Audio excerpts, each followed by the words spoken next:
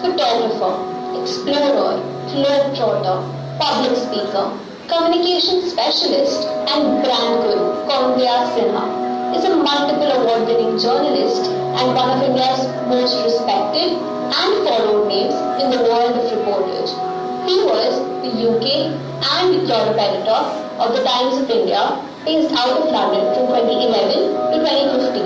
Before that, he was a senior assistant editor in the National and Political News Bureau of the Times of India, Delhi. Mr. Sinha is also a contributing editor of the world's greatest magazine, the National Geographic, and has traveled to over 70 countries. He has to his credit 16,400 articles from foreign policies, defense, espionage to arts and the Prime Minister of India, Mr. Narendra Modi, recently hailed his work on the diaspora live on television and radio during his famous Man Ki Baat, which was viewed by millions. He has interviewed dozens of who's who of the world. Mr. Sinha is now an internationally acclaimed photographer on a year-long sabbatical, finishing 6 books. He is also revered as a brand guru, where he advises high net worth individuals and organizations on how to improve their brand value and presence.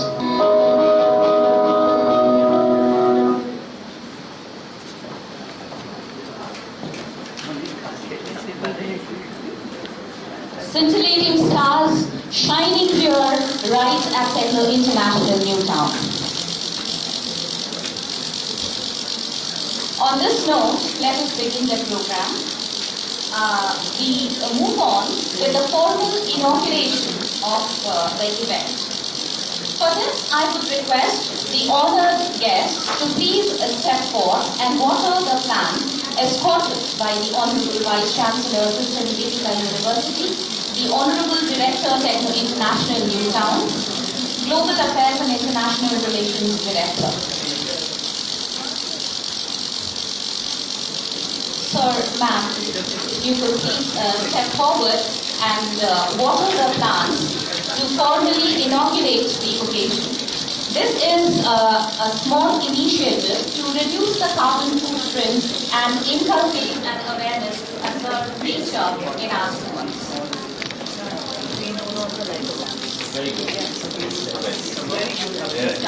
On October and 17th.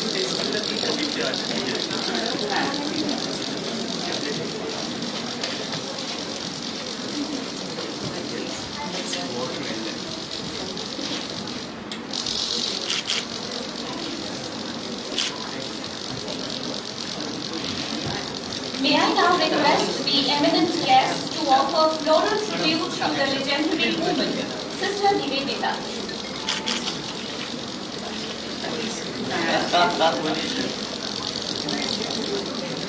I'm moving here.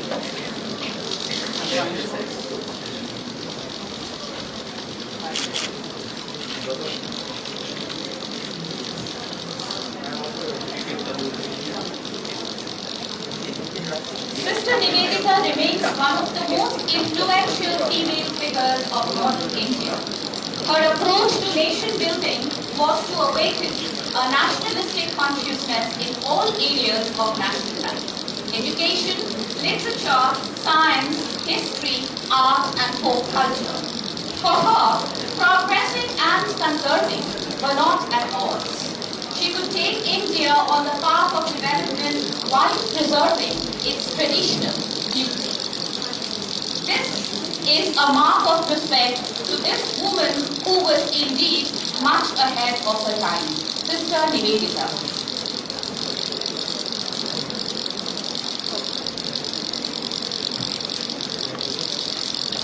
May I now request our guests to kindly take their seats on the stage.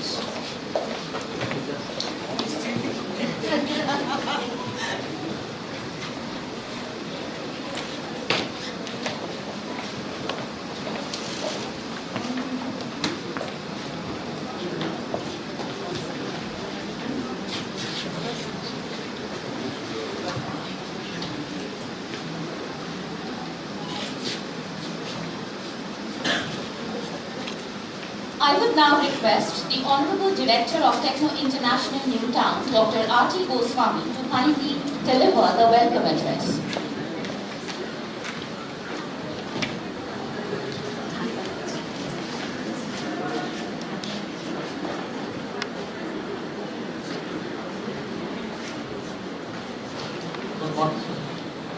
Good morning to all of you.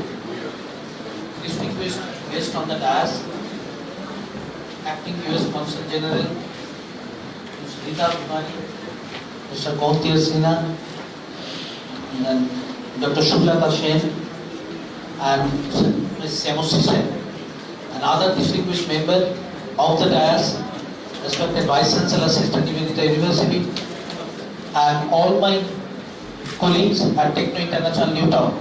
On behalf of all of them, let me welcome the distinguished guests and thanks to them for accepting our request to be part of this program. Today is International Women's Day, and today we are recognizing the effort and contribution by our students in individual discipline, individual department for their significant contribution in the academic. Thanks to the other students also, those who are present from all the departments of Techno International Newtown, to witness this program and to be a part of this great effort.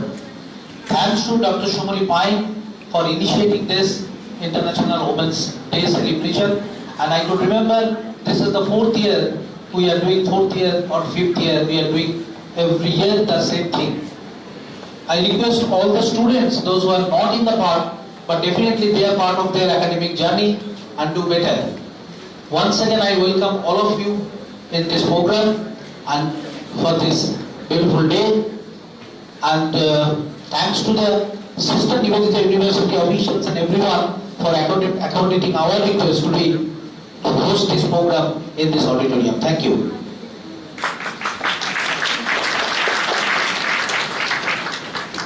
Thank you, sir. May I now request the Honorable Vice Chancellor of Sister Nivedita University, Dr. Dhruvajyoti Chattopadhyay, to kindly address the gathering, sir.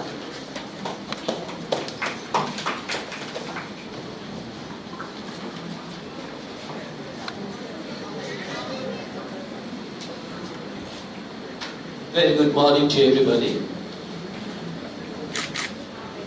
Now, this is a very important and special day. And on this day, at the very beginning, I want to salute the greatest woman in my life, my mother, who actually taken the pain of carrying me for 10 months, 10 days in her womb.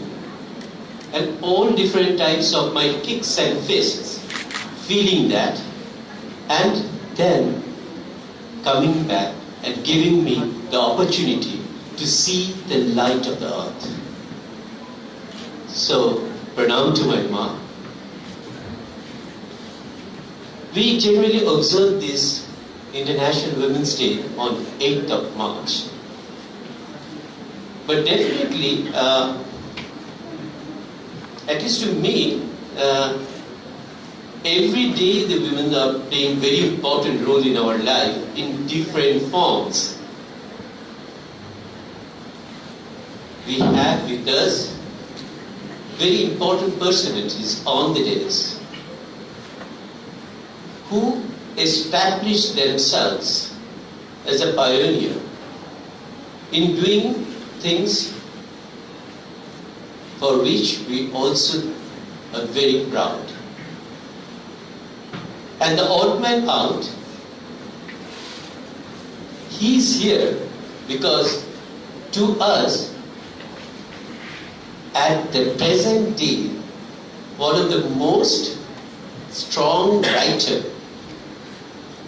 and written so many different things for the women empowerment. That's why we thought that you should also be here. So we should, what we are discussing, let's have some sort of gender bias over here. So we have 3 of us are going to be over here, and 4 of them are also going to be here. Oh my God. Anyway, because we're a little bit late, so I don't want to take much more time. But today, the whole slogan is, "Let us shatter the fetters for a diverse, equitable, and inclusive world." So that is most important. Equitable. And that's why I really want to congratulate our students for the beautiful program organized by them, and definitely Madam Ina Bose and Dr. Shumoni Pine for helping us to actually crystallize this whole program. Thank you everybody. Namaskar.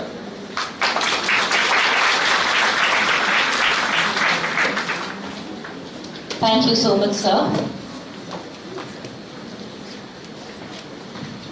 Miss Anna Kervinton arrived in Kolkata in September 2019.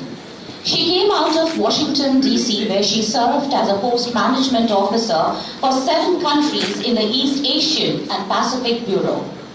She previously served as GSO in EAP, EX, Rio de Janeiro, and Mumbai.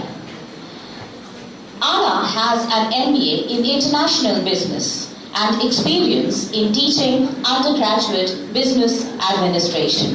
May I request VC Sir, Director Sir, Shumoli Ma'am to please come forth and felicitate the Acting Consul General USA, Ms. Anna Kervinton, Honorable Acting Consul General of United States of America.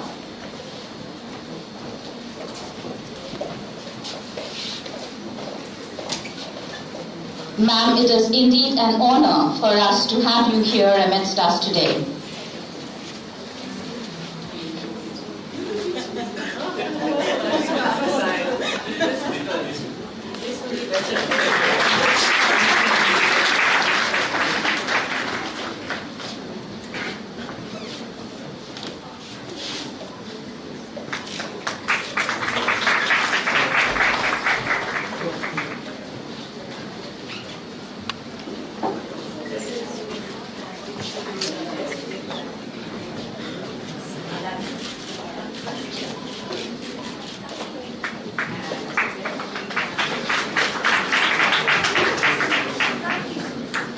भाई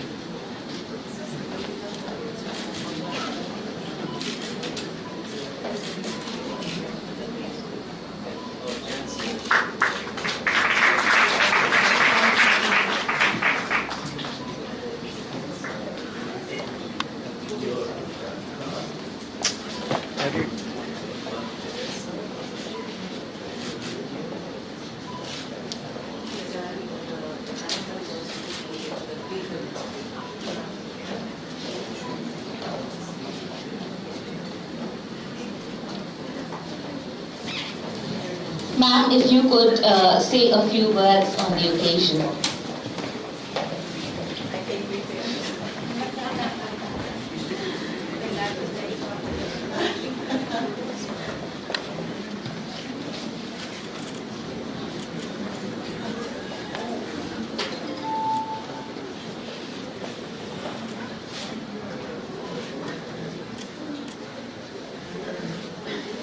Good morning, everyone. Can you all hear me well? So I'm Anna Kervinton, as it was said before, and I'm covering for Consul General Melinda Patek, who is out of Kolkata on official travel. I thank you all for inviting me to Sister Nivedita University to be part of this special program that celebrates International Women's Day. It is my absolute honor to be in the presence of students, faculty, members, and other eminent guests. It is so good to see everyone here today, not only to celebrate Women's Day, but also to hear from other eminent speakers. Every International Women's Day embraces a theme to celebrate women all around the world. This year's theme is Break the Bias. I strongly believe we can break the bias in our communities, workplaces, and institutions. We can all support this effort by leading by example and recognizing the benefits of a more diverse workforce. In every country, women and girls experience specific challenges, impeding their full and meaningful participation in all sectors of society. Governments that fail to treat women equally and respect their human rights, effective implementation of the NGS will require addressing the discrimination, systemic barriers, and human rights abuses and violations that have long inhibited the full empowerment of women and girls around the world. Gender equity and equality is not only a human rights issue. It is a foundational component of efforts to promote free and fair democracies, inclusive economic growth, international peace and stability, prevention and response to gender-based violence, reproductive health care, as well as education, livelihoods, and fairness in justice and immigration systems. Celebrating Women's History Month, our U.S. pavilion at the 45th International Kolkata Book Fair has been designed around the theme of Break the Bias.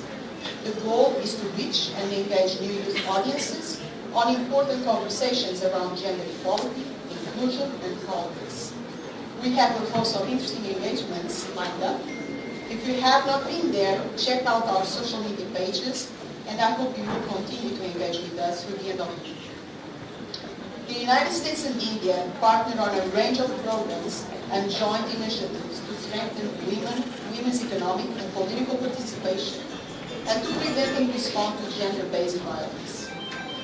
These are challenging times indeed, but also an opportunity for us to show the strength and depth of our bilateral relationship. I would like to highlight two recent examples of US-led efforts to support Indian entrepreneurs. Breaking the Glass Ceiling, a US government-funded grant project implemented by the University of Texas at Austin in partnership with the Nexus Incubation Hub, celebrated its grand finale in April last year by bringing together 25 top women entrepreneurs from across Eastern India through a hybrid boot camp. As a result of the project, 2 of the women have been offered incubation support by the Indian Institute of Management Innovation Park, and one of them made it to the Berlin launchpad. In November 2020, we launched our biggest women's entrepreneurship project ever in the group. We have launched the second edition for Bihar and Jharkhand in partnership with the Arrow Foundation, which has received support and recognition from Startup India, the Government of India's flagship online platform for entrepreneurs and startups. Good news for all of you, the third edition of AWE will focus on West Bengal. We hope some of you will continue to strengthen your entrepreneurial journeys with our support. Stay tuned for more information about the cohort of the AWE. Again, thank you, each and every one of you, for joining us as equal partners in crafting and implementing a shared vision of gender equality. Let's work together to build a world free of bias, stereotypes, and discrimination. A world that is diverse, equitable, and inclusive. A world where differences valued and celebrated. I look forward to hearing your ideas and stories. Thank you again to SMU and to Catch International Women's Day. It's been a pleasure to be part of your world today. Thank you.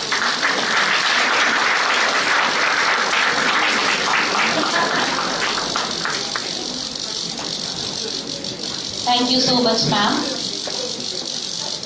May I now request Dr. Ina Bose, the Director, HR and Corporate Communication, Techno India Group, the Director, Industry Connect, Sister Nivedita University, to please come up and felicitate Ms. Shamosri Jain.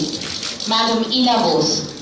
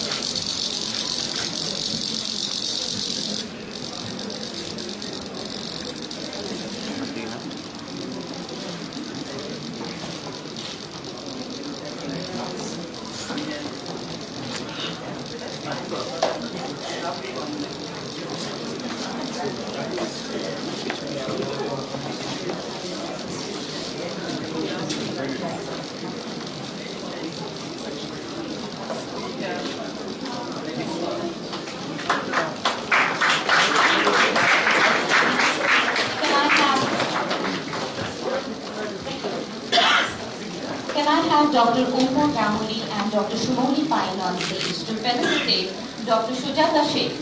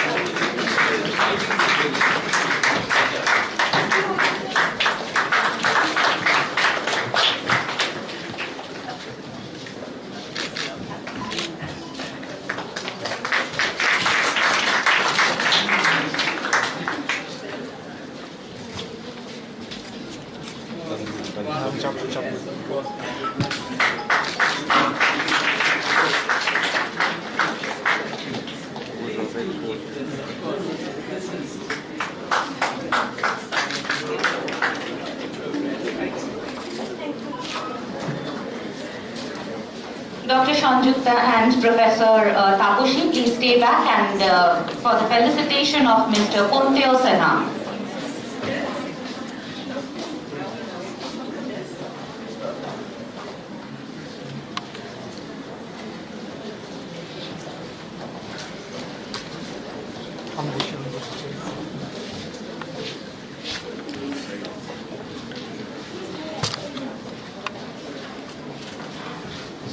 Excuse me.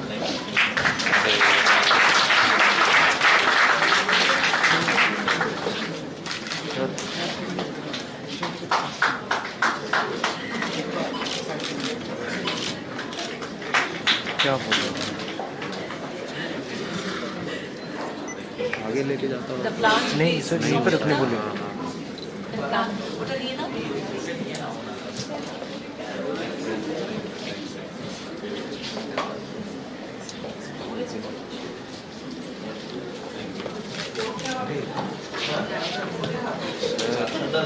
Thank you everyone for doing the honors. May I now request Ms. Shamusri Shen to come up and interact with our students on her life experience, which is definitely huge. Ma'am, please. I really had no idea that I had to speak on my life experience. So I brought a very serious speech to speak about. So let me just start with what I've written and brought, and then I'll go on to my life.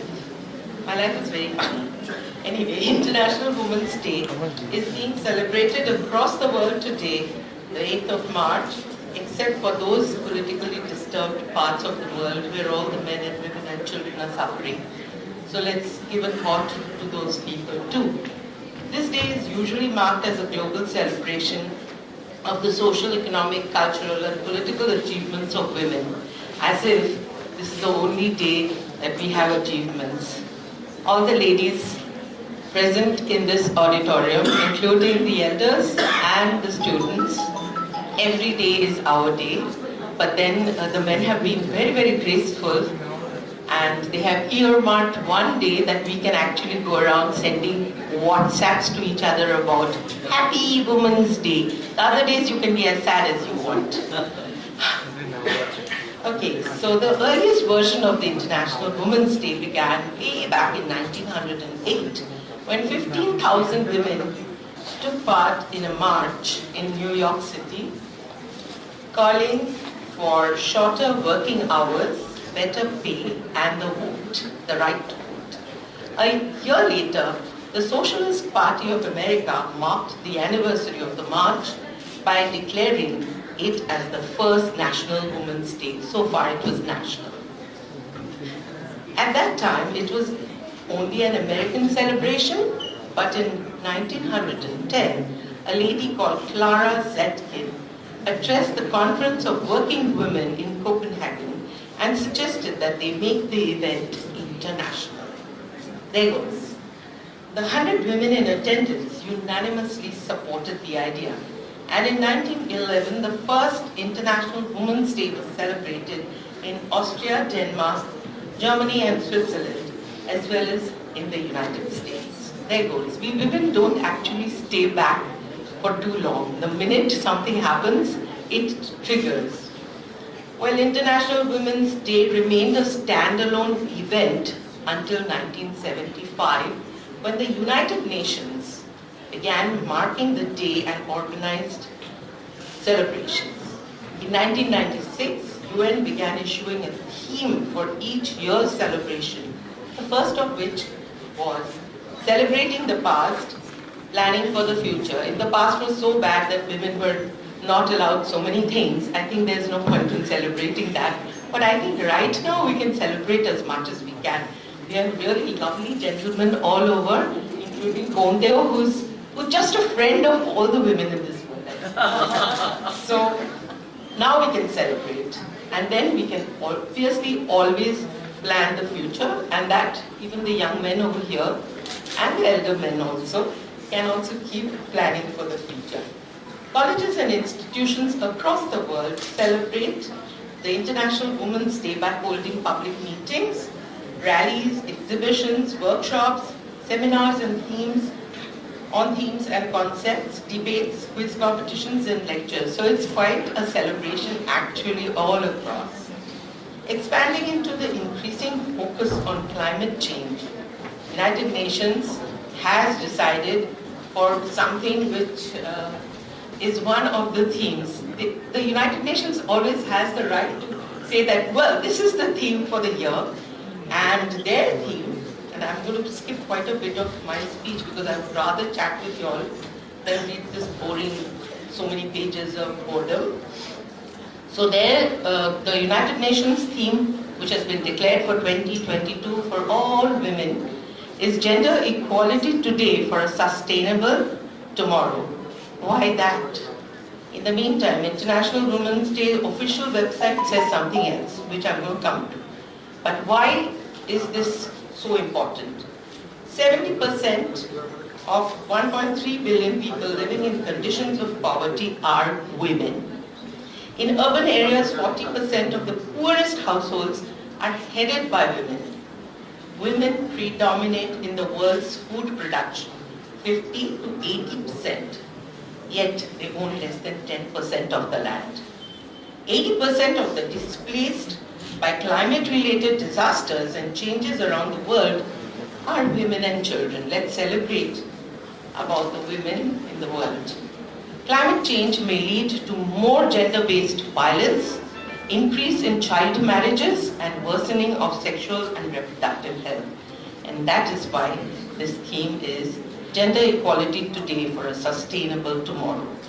In the meantime, International Women's Day official website says the following. Imagine a gender-equal world, a world free of bias, stereotypes and discrimination, a world that is diverse, equitable and inclusive, a world where difference is valued and celebrated. Together we can forge women's equality. Collectively we can all break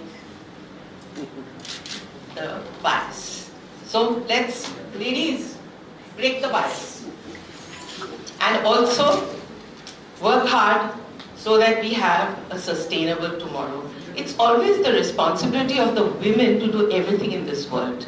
Starting from carrying the baby inside them, to bringing them up, making them good human beings, and now it's also our responsibility to make this world sustainable enough for us to live tomorrow.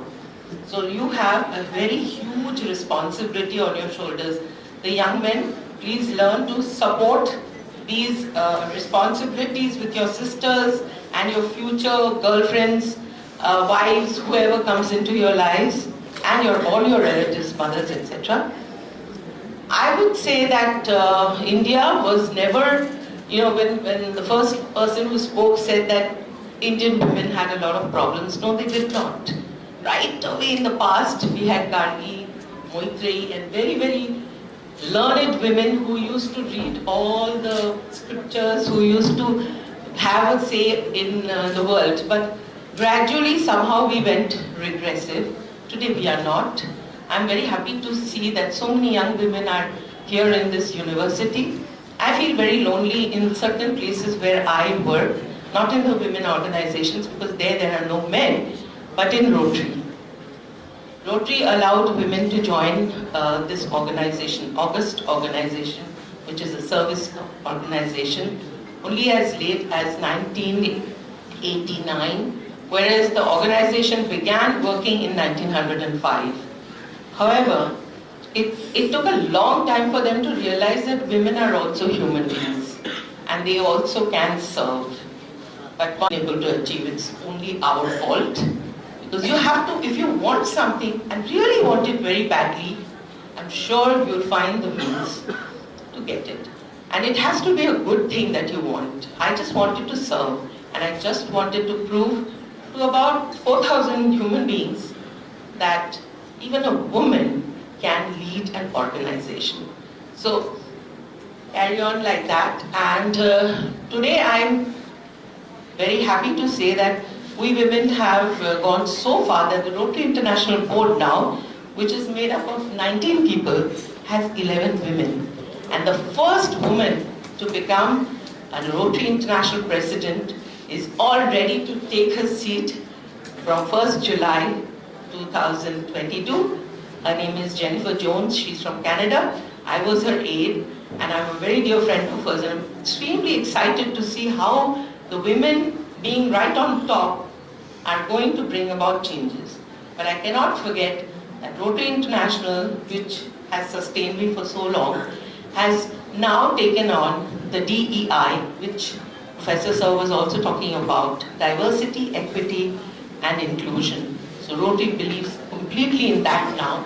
A bit of it is all on paper, but it will come gradually. So we have to keep repeating certain things.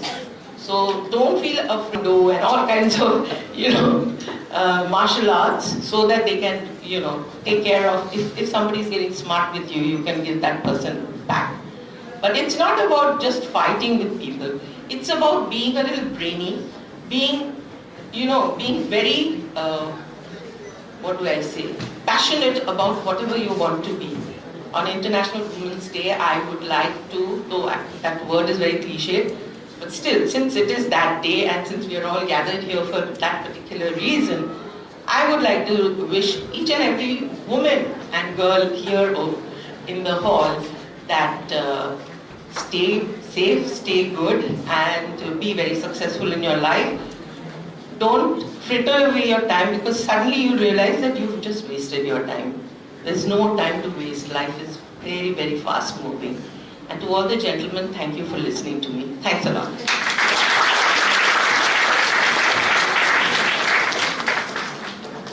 Thank you so much, ma'am. May I now request Dr. Shujata Sen to please come up and say a few words today.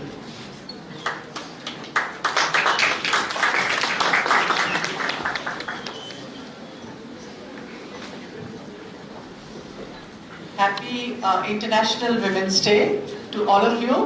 It's been made a happier occasion by SNU by inviting everyone to speak about their experiences.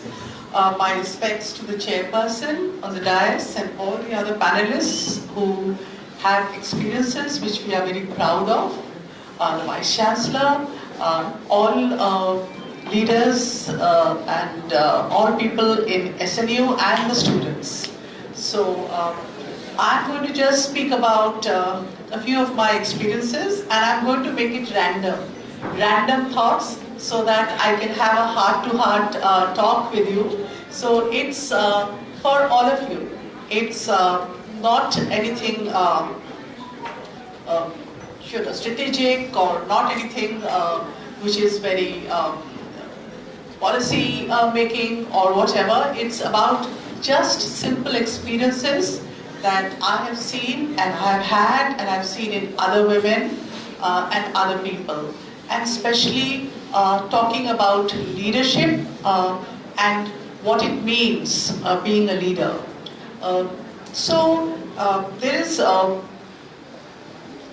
There's an incident in Mahabharata where Duryodhana goes and tells Bhishma that asks him to be the leader of the Kauravas. He says that please, we need a leader, because when the Brahmins were fighting the Kshatriyas, they lost repeatedly. And then the Brahmins went and asked the Kshatriyas, why are we losing all the time? And the Kshatriyas told the Brahmins that you are losing because you do not have a leader. You do not have a decision maker. And we are winning the wars because we have a decision maker and someone to follow. So that's an interesting story from the Mahabharata. Yet, Duryodhana and Bhishma lost the war, and the Pandavas won. Why?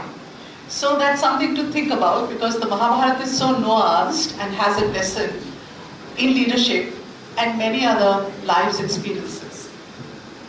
I think at the core of leadership is not just I'm a boss, I'm a CEO, I have a big designation, but somebody who has integrity, who has honesty, who has empathy, and has a kind of fellow feeling for everyone. You earn respect not by a title or a designation. You earn respect because you understand people and they understand you. I remember I had a colleague who used to behave very strangely. And once I called her and I said, why do you behave in such a strange manner? You are sometimes rude, you sometimes ignore people's, what they say. What is the matter with you? And she told me, for 5 months I've been suffering from a gynecological problem. In fact, she was bleeding for 5 months. And she'd been to the doctor for many days. And she says, I sit with this alone every day in my desk and I do not know what to do. So I have no solution. I'm suffering from this, and that's why my temperament and my behavior is the way that it is. Once I understood what her problem was, things became so much clearer. Why last 2 years have been a big struggle. We have lost our friends, our family members, our close and dear ones. We have been near to crisis and catastrophes many a times ourselves. So it is just a need to understand a person's context, thought processes, and understanding and sympathizing and empathizing that brings you into a position of earning someone's respect and giving that respect back. So I think that is at the core of leadership. I remember once a little boy, he's about a year old, recently he gave me a big slap. So I'm the CEO of an organization and he slapped me, But of course he doesn't care for a CEO. What does he care? He wants that packet of biscuit or he wants that chocolate, which I had not given him. So you see, designations really don't make any sense unless you live up to that designation. I ask this question to many people nowadays. Can you identify a world leader today whom you admire or you respect. So there's Putin has gone to war, all right? But who's the world leader who can stand up to him and say, stop the war, and we won't let you have this war? Can you give me one leader's name in the world today who's a real world leader? In fact, the two names that come to our minds are both of women, and that's only incidental, Jacinta Ardern and Angela Merkel. But otherwise, there's a great crisis in leadership because we believe in ourselves as big people without really taking that position where we understand people. And I like what Anna said about breaking the bias. To 8th March 2022, have we broken the biases? Many biases still exist. A woman comes home late, a young person, a student goes home late from work or from classes or from university. What do the neighbors think? They still think that the student or the girl is up to something which is not right or wrong. You come home working late and the neighbors have a feeling that you've not gone to work actually. You're up to something wrong. You're working with people, breaking the biases in a position, I've gone through that myself, being a marketing executive of a publishing company where I was a senior editor, into marketing, a woman, okay, let's see if you can go to the rural areas and live in those small hotels, sometimes with a shared bathroom. And then let's see whether you can really make that, do that job. And yes, you have to do that job. And when you do that job, you're still scorned, your body is shamed, and especially when you see older women and the way people talk about bodies, still today. So biases have still to be broken. And there's a lot of work to be done still in 2022 in taking the woman's point of view forward. About leadership, I'll come back again. Leadership is not about, you are at the top and everyone is there below you. I've heard many people still say, you're beneath my standard. That's a totally unacceptable term. Leadership, the modern new leadership is about distributed leadership, about listening to views from the left side, about listening to people in any level of work or the organization and getting innovative and new ideas.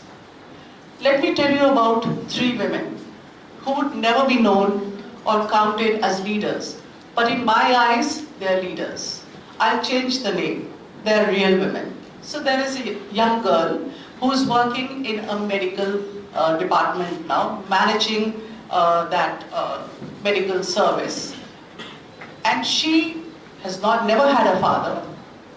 Her mother has earned money through various resources, and I will not elaborate that further. She did her course, became a graduate in journalism, and she now works and runs this whole department, and her employer doesn't want to let her go. She's a real leader. She's handling hundreds of patients every day, and every day she's admired. To me, she is a real leader. Let me tell you about another girl. She refused to go to college because she used to live in Park Circus. And she said, I cannot go to a college 20 kilometers away because my community will say it's not a done thing. She should get married. Why is she going to college? And my response was, sorry, you will not be supported for college if you cannot travel to that college. She went. She's a graduate in hospital management. She's a postgraduate in hospital management. She's working in a leading hospital, and anything that you hear about her is only about appreciation and the way she handles people in the hospital.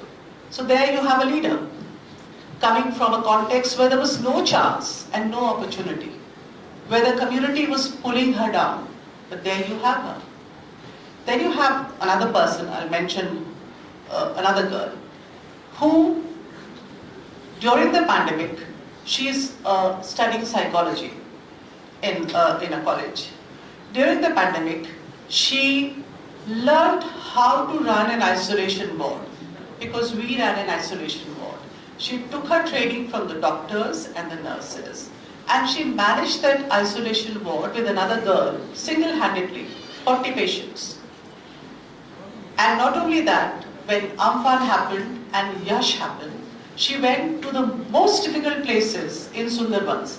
Not the usual places you see on television or you read on newspapers, but really the difficult areas where you can't even walk because you're going to slip and fall into the water.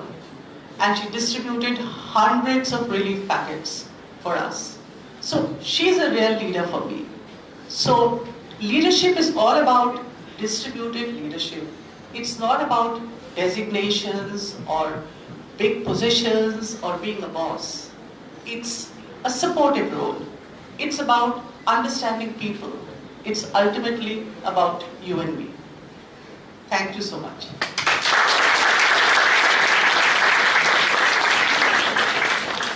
Thank you so much, ma'am. May I request Ms. Rita Bhimani to please come up and say a few words on the occasion.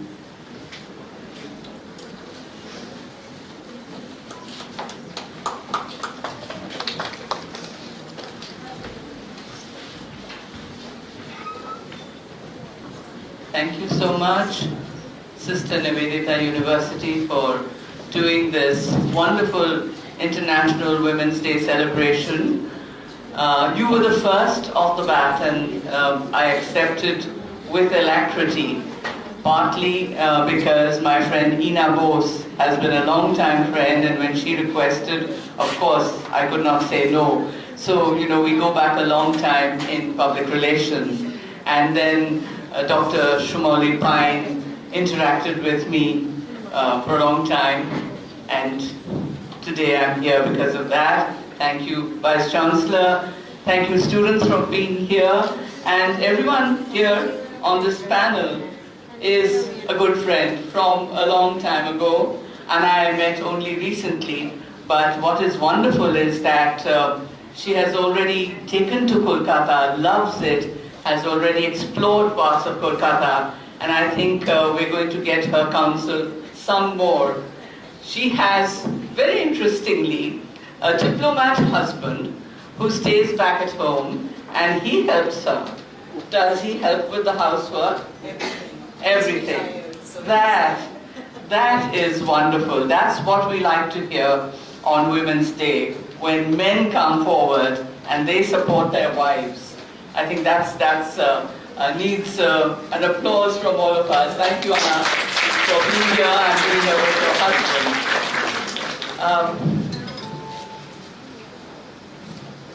Today I wanted to go back actually in time to some leaders whom we all know of, but who in their specific ways focused on certain areas for women.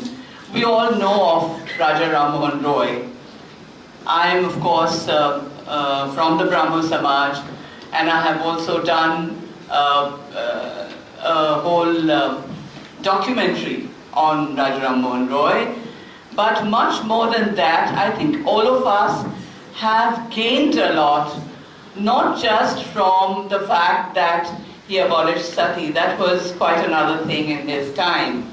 But more than that, what he did for women's education, and beyond that, something more than women's education. Also, the whole thing of women's property rights. I think we were all, one of our speakers was talking about the fact that women toil so hard in the fields, but they don't have that much of an ownership of the land. I think, Shyamasi, you were mentioning that. So he gave them formalized property rights for women.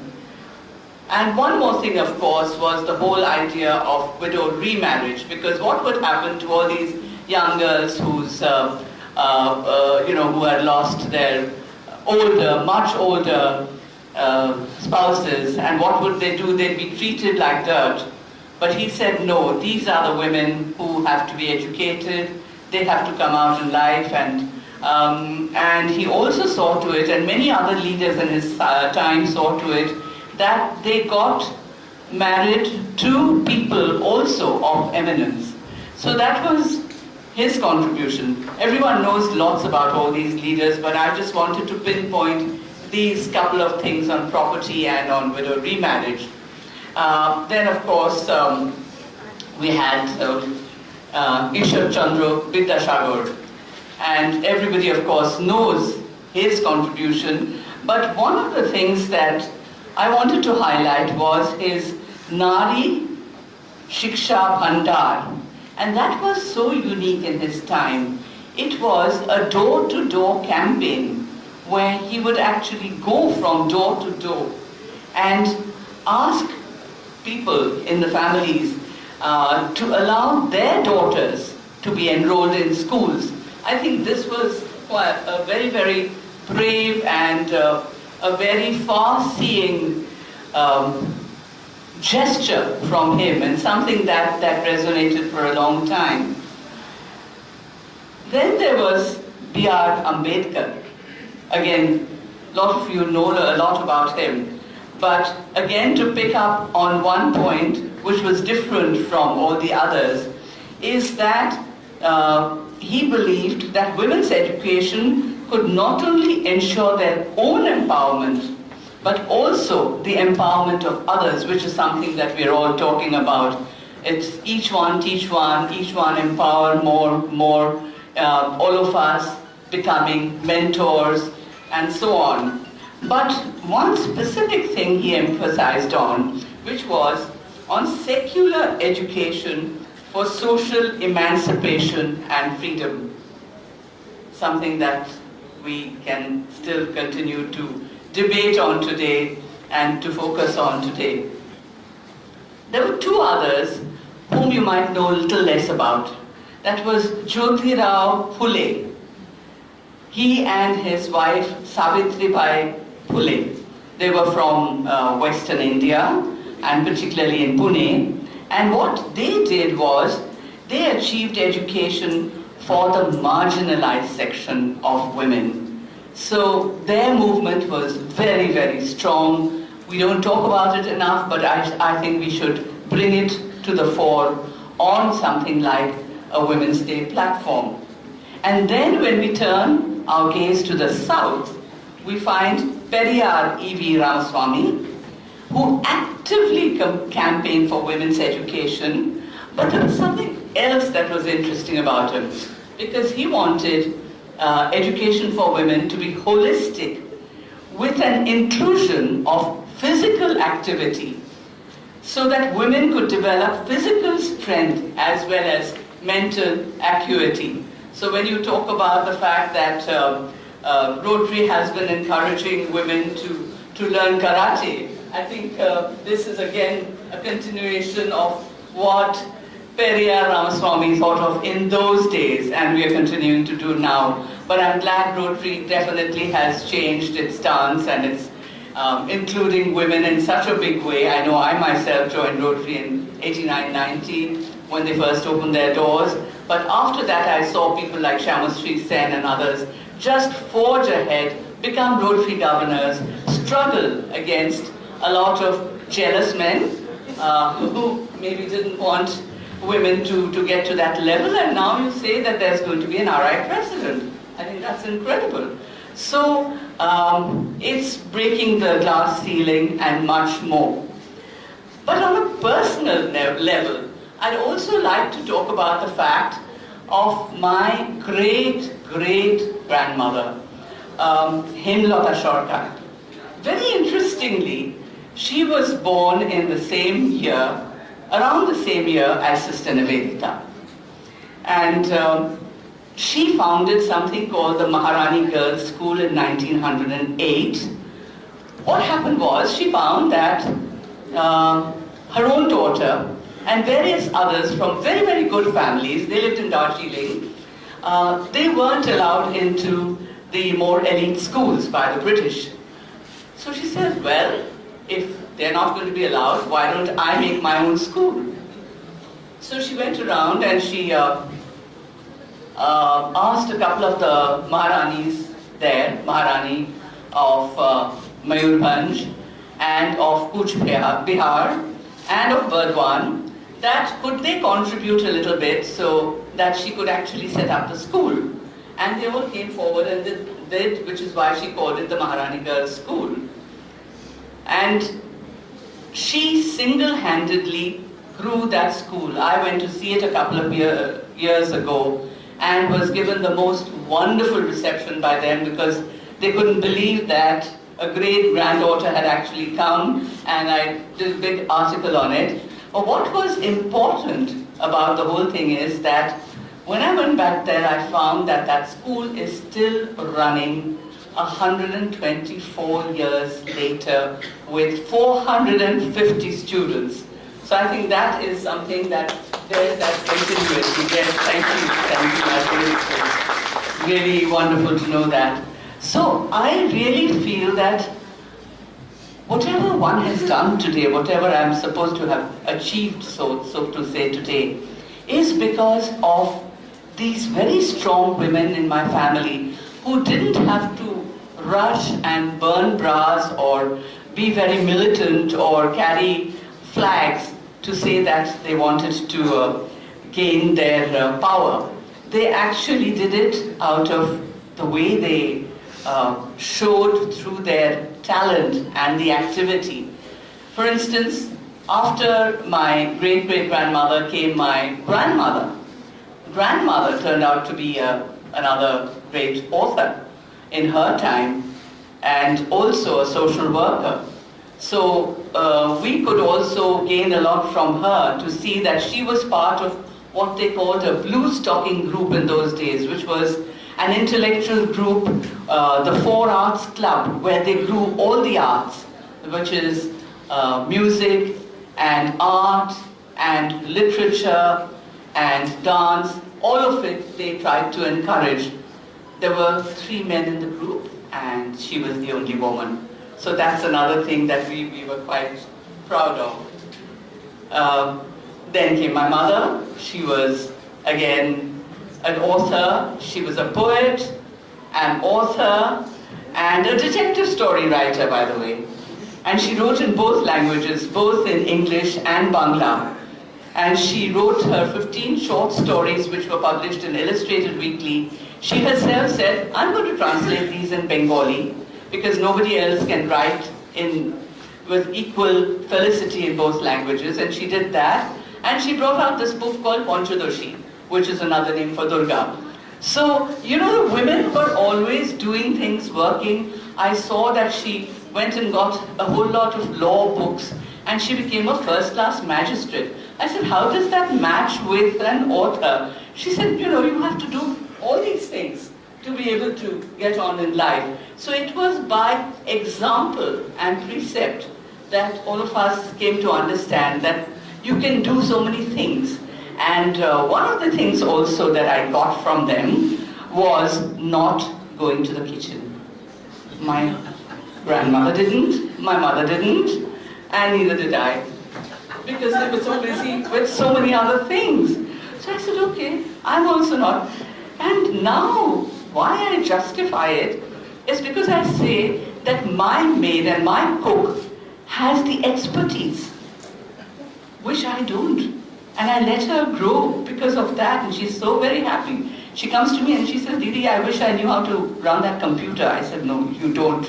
I don't want you to do that. You can come and look at YouTube and look at various recipes, but please, you stick to the knitting with what you're doing, what you're best at doing. I will do what I'm best at doing. And that is what, that is how the world happens. And that's how I feel that when I got into this profession, it was because my father was the first public relations officer of Tata Steel. And by a process of osmosis, I felt, okay, I'm also going to get into this field. Because he was showcasing Jamshedpur to the rest of the world. And I said, wow, this is quite an interesting profession. Why don't I do it? And I did it. And it was the most misunderstood profession. Even from that time. Each time I would meet someone, I said, I'm in public relations. Oh, really? Well, what exactly do you do? What exactly do I do? Do I ask a chartered accountant, what exactly do you do? Or do I ask a doctor or a surgeon, what exactly do you do? No, but PR, it must be a soft profession. Maybe it is like in Bangla, they call it Jono Songjo. That's just, just a people-to-people thing. It's much more than that. It's a very strong profession. There are a lot of people here who are like Ina, who have grown this profession. And so the way I answered them is by writing a book, or 2 or 3. And I said, now you will understand what the profession is about. You can go and buy the book, read it, and talk about it, not just for students, but for CEOs as well, because they needed to know how they can use it to be able to stay in front of the game and to have their own brand equity, because equity is what we're talking about. We're talking about equality, but we're also talking about equity. And on that note, I think I would like to say that I wonder what the way forward is. I met somebody just yesterday, very person who herself was not very outgoing, but suddenly she started talking and she said, by the way, do you know about my daughter? I said, no, don't. Haven't you heard of Divya Chadda? I said, yes, it rings a bell, but tell me more. She's an OBE. She's a girl from Calcutta who used to do just swimming and rowing, and she was not allowed to sit for her class 12 examinations because she was only doing that. But then she got her permission to do that, and she went further and further. And now she's in England, and she's one of the people who has been given the OBE for producing the co-vaccine. Everybody knows that. Her mother is my classmate. Her mother's mother is my mother's classmate. There you go. I discovered all that, but isn't she a very understated lady? But there you have, a girl who has come forward. And even today in the papers I was reading about a girl who had given birth to a child and went back after 3 hours and sat for her exams. That's India for you, dear. That's the new India. That is what I'm just so excited about. And just on a very final note, everybody sends these forwards. You were all talking about the forwards that are sent during International Women's Day. So this friend of mine who's an educationist, she does these small little videos every now and then. And she sent this little video. I said, oh God, again, she's going to say, oh, how fantastic we women are, etc., etc. So she said all that.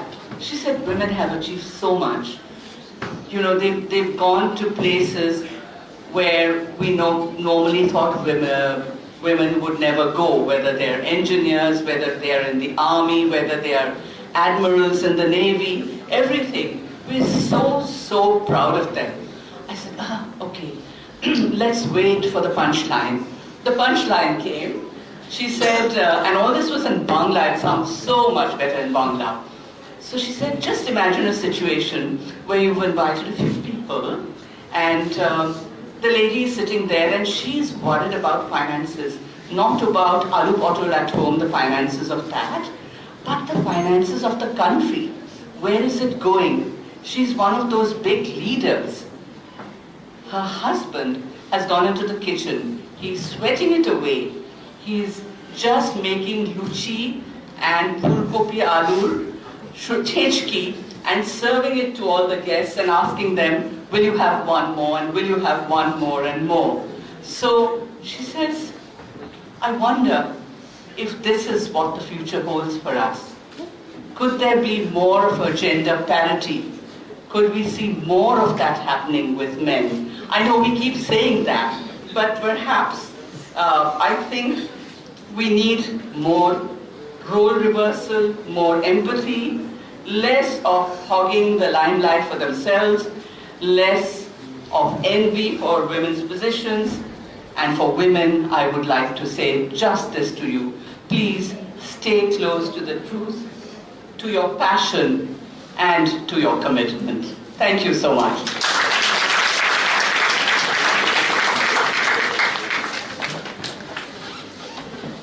Thank you so much, ma'am.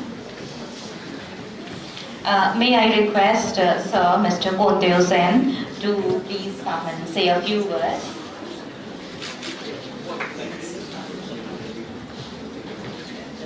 You know, I nearly always say no whenever I'm invited to speak in a college and a university. Do you know why?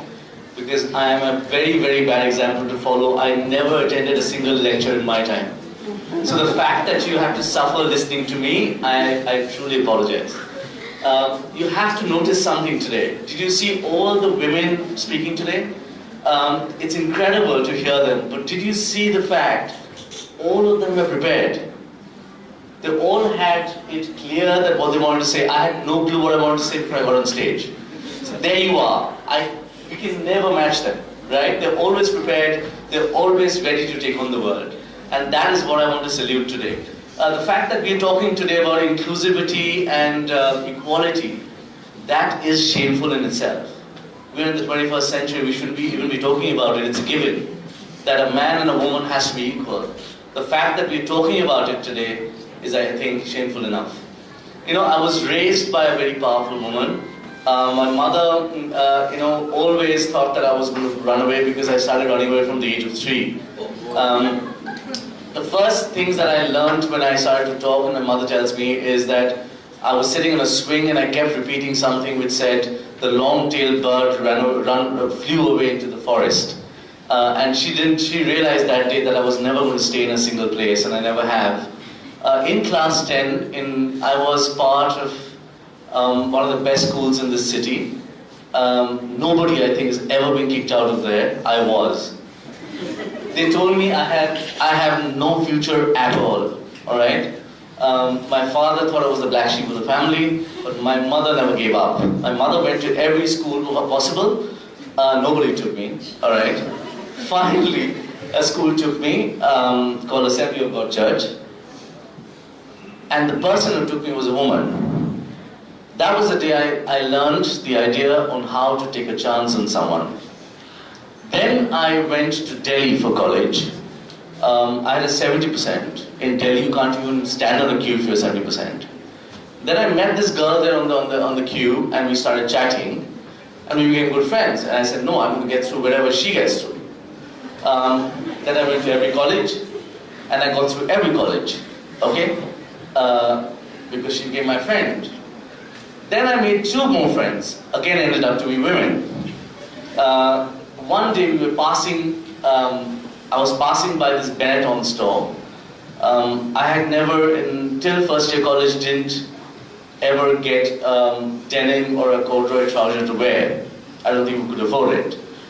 So I looked at this mannequin, and I looked at it, and there was this lovely beige colored corduroy trouser. And I looked at my best friends, Taru and Achal, and I said, shit, I hope one day I can own it. For the next 2 months, these 2 girls worked in the International Trade Fair in Delhi, made that money, and bought me that trouser. That was the day I learned kindness. When I started doing my work, I realized that the incredible parts that women have played in my life. When I came back to Calcutta, and my father said that, you come back to Calcutta and stuff, and you have to study in JU, I gave the entrance exam. The list came out. My father said, don't embarrass me this time. And then he went to the list, and he didn't find my name in the list. So he was in the board of JU, and he actually went and told the Vice Chancellor, my son's applied, and it was shameful because he never asked for a favor. So they said, oh, what is your son's name? So she says, his name is Kondeo Sinha. She says, oh, really? He stopped the exam. So my father never looked at the first list because he didn't expect me to be there. So he looked at every other list, all right? So I entered college. I did 3 months of it, and then I ran away. I told my father that, listen, your respect is in the right place. I got through. Now I need to get away. So they said, where do you want to go? So I said, I want to go to Everest Base Camp. So he said, why on earth is Everest Base Camp? I said, because I want to be a high altitude porter. That's my career. My father was like, oh damn, alright. Again I went to Everest, 3 months later I came back, and then my father said, never come back home without a job. So I walked into this office, which was an Asian Age, which was an international newspaper at that time. And I walked in and I told the editor I want a job. Now 3 months in Everest and stuff like that, I hardly had made it. So they asked me to do a test. I looked at the test. Now I was not a test person. So I looked at the paper and then I went back and gave the paper. And I said, I'm sorry, I can't answer this. I know all of it, but I can't answer it.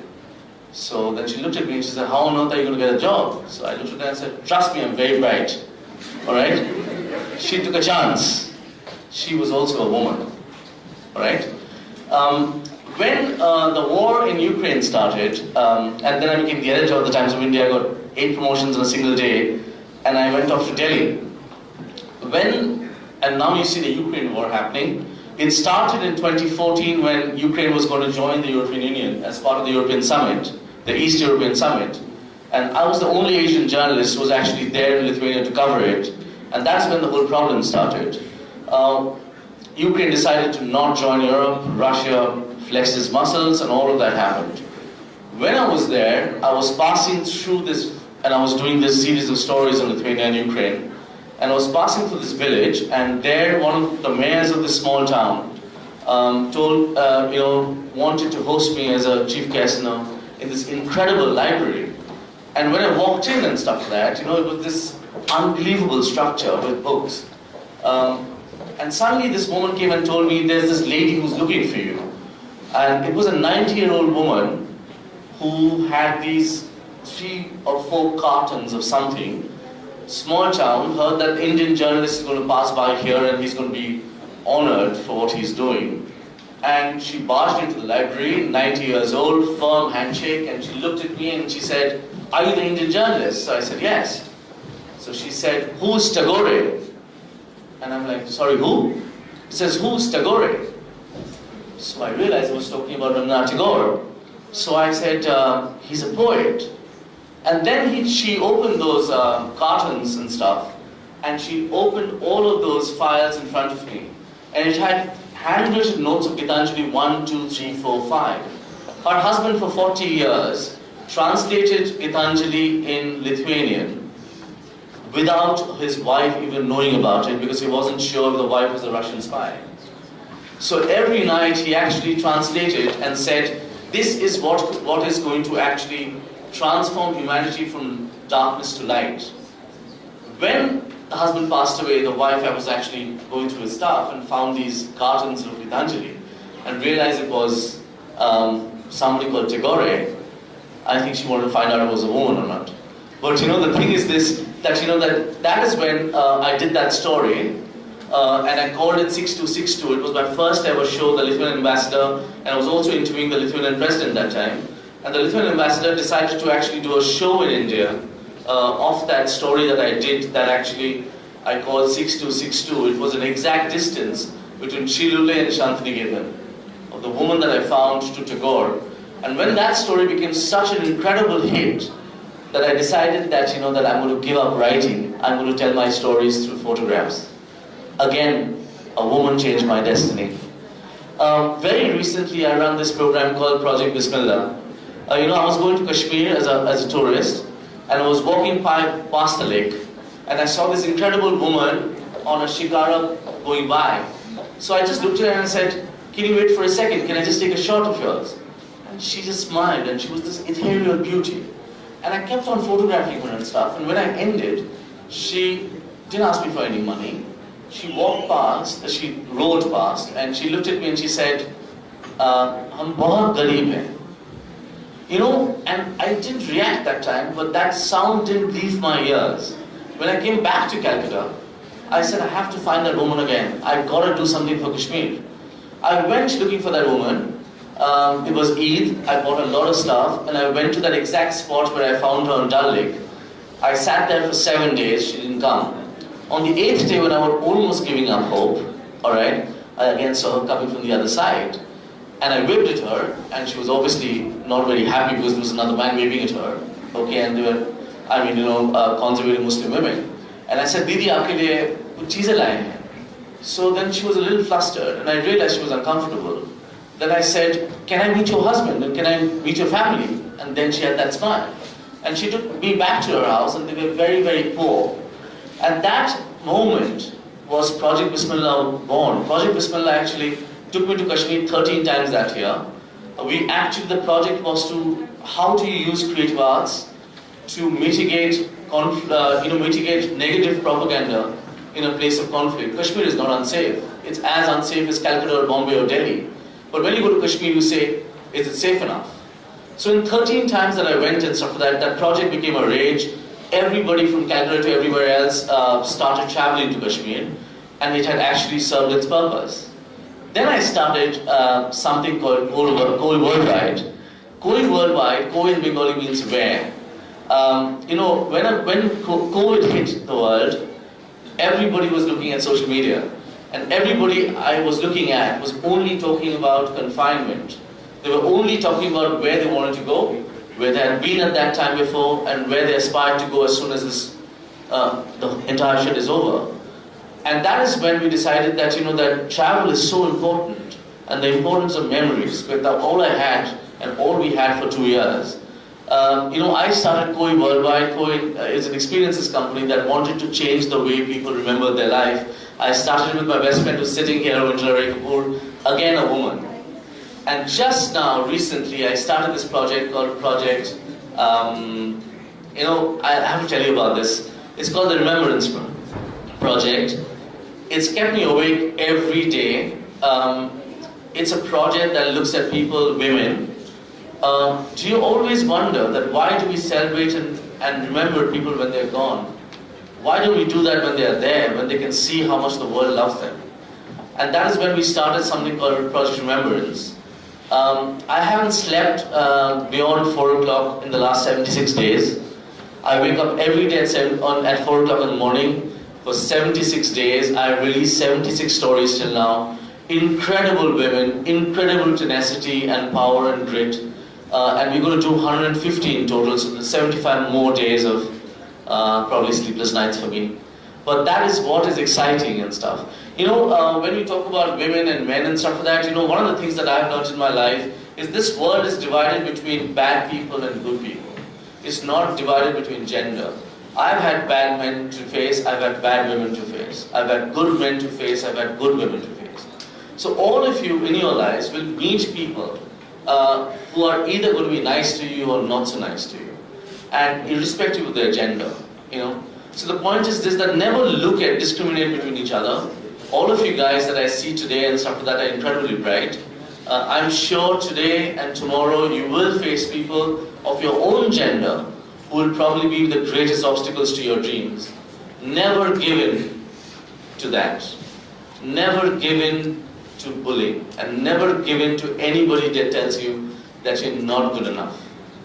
Let's hope that next year we don't talk about inclusivity. We're not here to listen to other people talking about it. And all of us in our own lives deal with every other human being next to us, irrespective of gender, with equal respect and love, and holding each other's hand to kind of get where we all want to be. Thank you. I'm sorry we suffered this.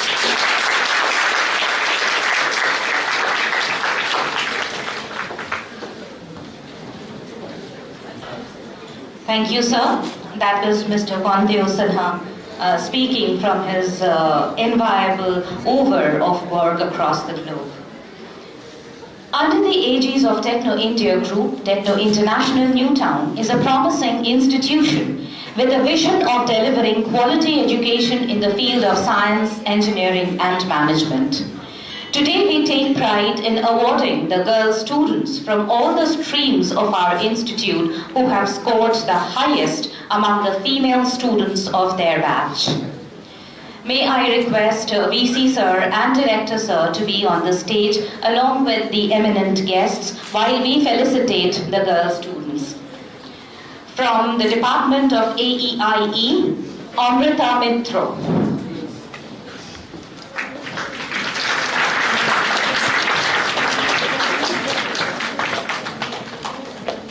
Amrita, step on the stage.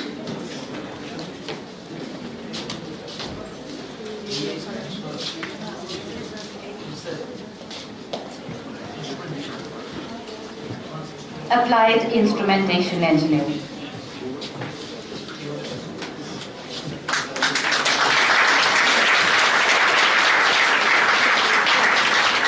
From Civil Engineering, Meghashri Patro.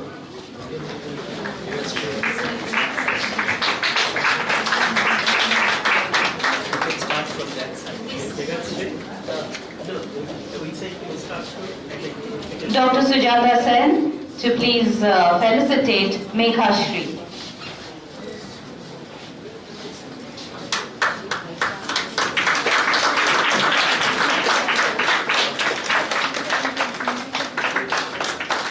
Shruti Agarwal of Computer Science Engineering Department, to be awarded by Ms. Rita Bhimani.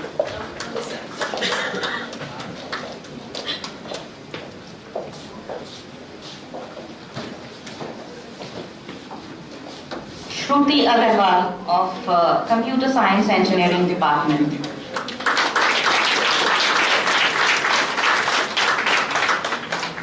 Srijita Kormokar, ECE Department, Electronics and Communication Engineering, to be awarded by Ms. Anna Keranton.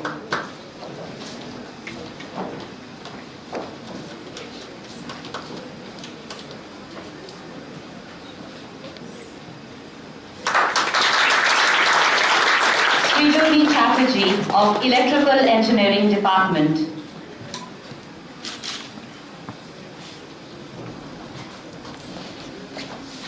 to be awarded by Ms. Shamusri Shen.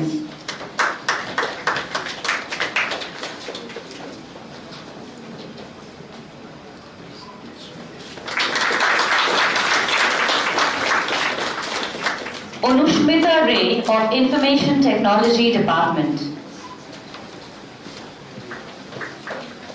to be awarded by Mr. Homdeo Sinha.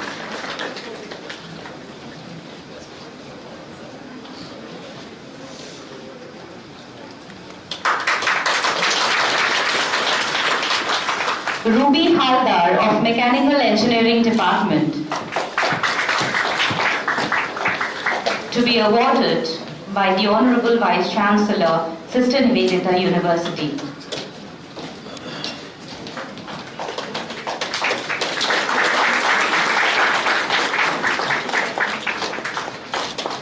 Kaushiki Shen Sharma of MCA Department, Master of Computer Applications. Kaushiki Shen Sharma to be awarded by the Honorable Director, Techno International Newtown. Shuparva Vishwash of MCA Department.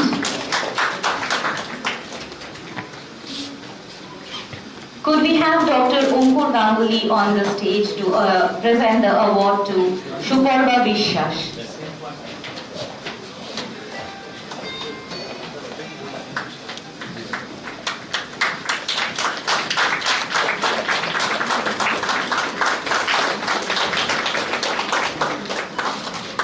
Aishit Bose Dostidar of BBA Department.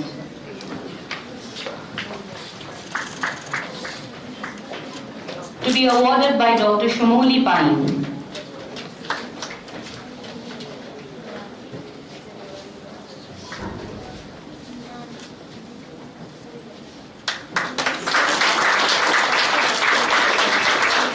Shruti from BCA Department.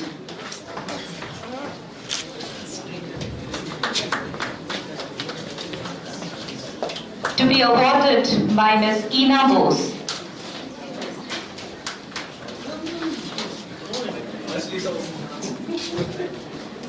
Mansi Chopra from the Department of Data Science.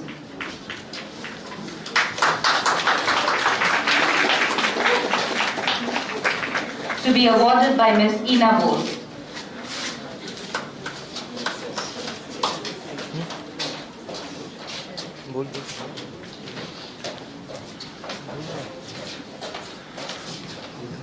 Mansi Chopra from Data Science. Congratulations to all our winners. On behalf of the students, Shruti Agarwal of CSE department would like to say a few words.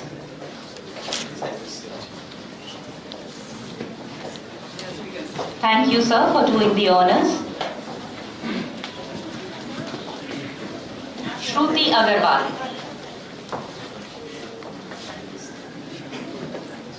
Thank you so much. Thank you so much, ma'am, for giving me this opportunity.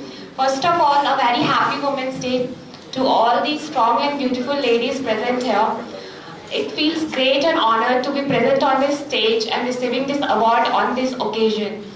After getting this award, you guys might have thought that I'm a kind of person who is always into books and do all the classes regularly. But I want to tell that I have bunked classes, I have hanged out with my friends, I have been scolded by my teachers and everything that a normal college student would have done. But yeah, I have always prioritized my studies because I know as a woman how it is in India, how hard it is for a woman to pursue higher studies. It gives me immense pleasure saying that I will be the first girl in my family to hold a BTech degree within the next few months. It's just about dreams and ambitions. Be ambitious. A person is nothing without dreams and ambitions. Dare and you can achieve whatever you want in your life. Do not let yourself influence by what others might think. I'm a little nervous, so I'm just fumbling, but it's our time to shine. Thank you. Thank you, Shruti. That was awesome. And God bless you in plenty. May I request all the winners to be on the stage for a very special moment, a group photograph with our eminent guests. Vice Chancellor Sir, Director Sir, if you could please step on the stage for a group photograph. Ma'am. That's it. TINT Photography Club, under the able guidance of Dr. Anindita Ray, has helped us to capture these fleeting memories, and we can never thank them enough.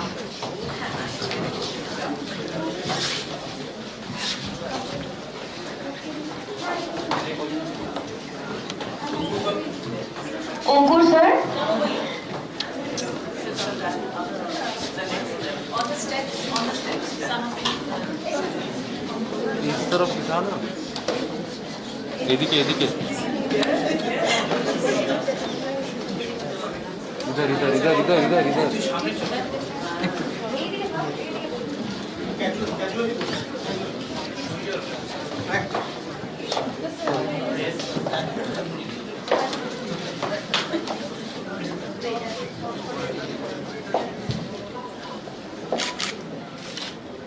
Wide आ रहा है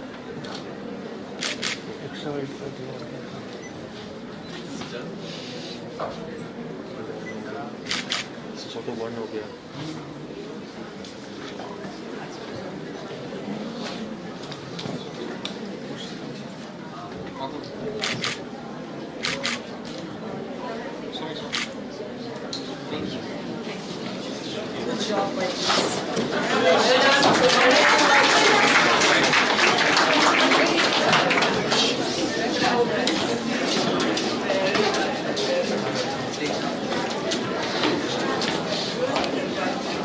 All the heads of the departments must be very proud today as the students have achieved on behalf of the department. So it is your effort that has brought our students to this day. So a big shout out to all the departments of Techno International Newtown and the heads of the department. May we request the guests to please take your seats for a cultural program. We have designed a cultural program specially for you.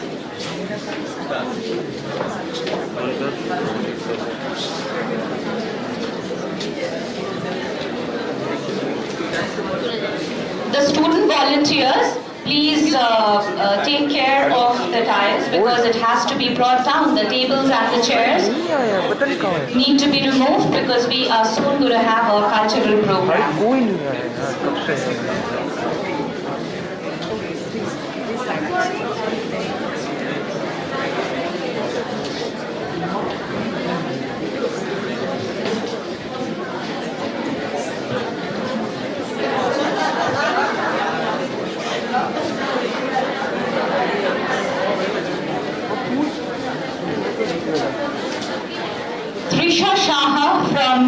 second year data science. हाँ रुक जाओ आ गया रहा 3% battery mobile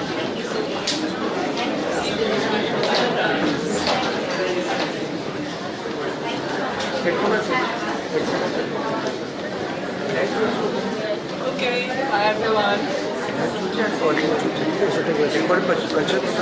zoom ring কোথায় কি zoom ring এই তো ও আচ্ছা আচ্ছা ঠিক আছে এটা স্লো এটা অপারেট করছে এই ছোটটা অপারেট করে না বড়টা অপারেট করছে না তাহলে এটা স্লো ওকে ওকে জুম ঠিক আছে ঠিক আছে Trisha Shaha represents Litwin's TINT Literary Club. She is going to recite a self-composed poem. This is the first time from the last I love this. Thank you. Thank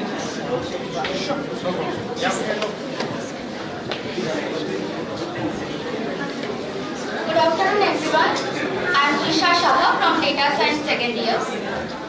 In this special day to embrace us, women, I want to recite a poem written by me before you. Enigma. And in the realm of glaring daisies, she was as sullen as the darkness under the land. The grave under her feet told her to stop, but she trampled everyone's perigee and walked. She colored her naked eyes with a rainbow. Pride choked her with noises as hell. Her forbearance made her so bold that her race left their faces calm and pale. Her chubby cheeks shielded spleen behind the smile. Hearing the word ugly, she laughed hard and adored her glamour in front of the eternal mirror. Her body with red waves abashed the art. Ever thought she was quite predictable. She reigned in the Jejune winter and the god laughed. Thank you so much.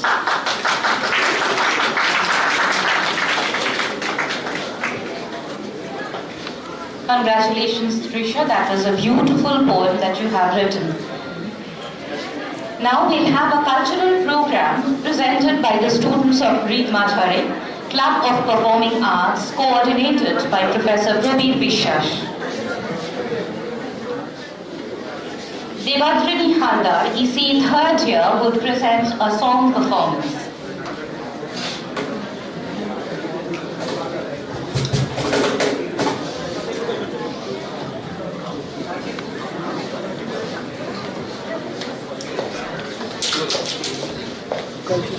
Programme লিস্টে ওটা আমরা কেউ জানি না continue হতে থাকবে তুই live মার না তোর জানি কি লাইভ লাইভ যাচ্ছে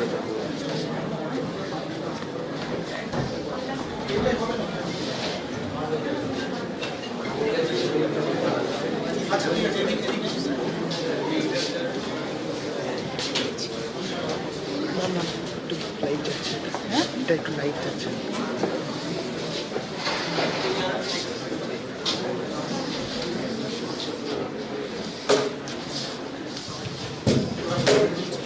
We are not meant to be bounded by a lot of boundaries, and we will shine.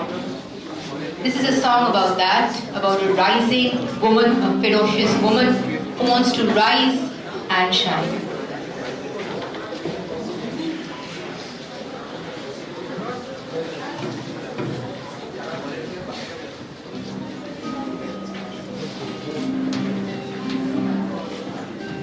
बाबुल प्यारे सजन सखाने सुनो मेरी मैया बोझ नहीं मैं किसी के सर का नामज थार में नैया बाबुल प्यारे सजन सखाने सुनो मेरी मैया बोझ नहीं मैं किसी के सर का नामज थार में नैया बदलाव करूंगी लहरों से लड़ूंगी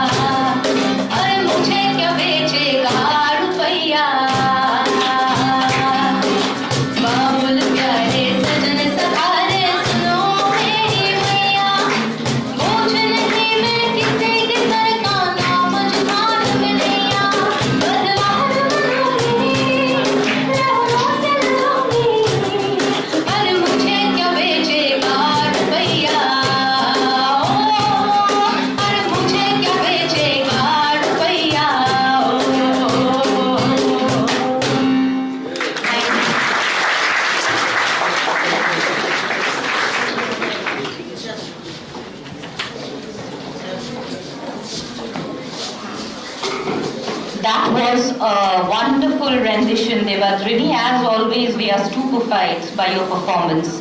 Thank you. Enthralling performance. We'll have a group dance by Anisha Bhattacharjee, Ankita Saha, Arantika Chandra, Ananya Shikdar, Pratibha Majhi, Sneha Roy Chaudhuri, and Shostika Devnath. A group dance.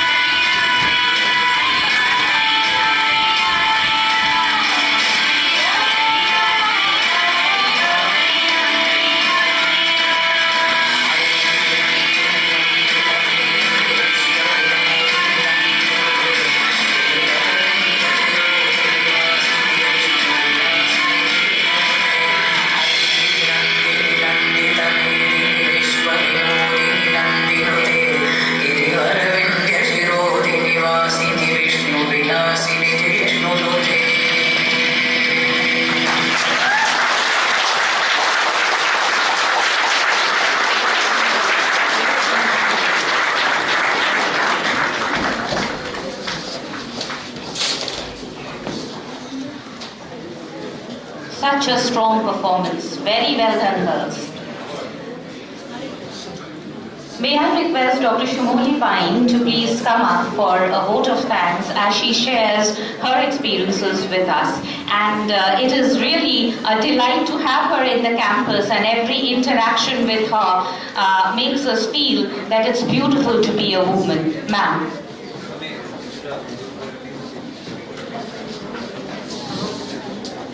A very good afternoon to all of you all over here. A vote of thanks is, well, Thanksgiving.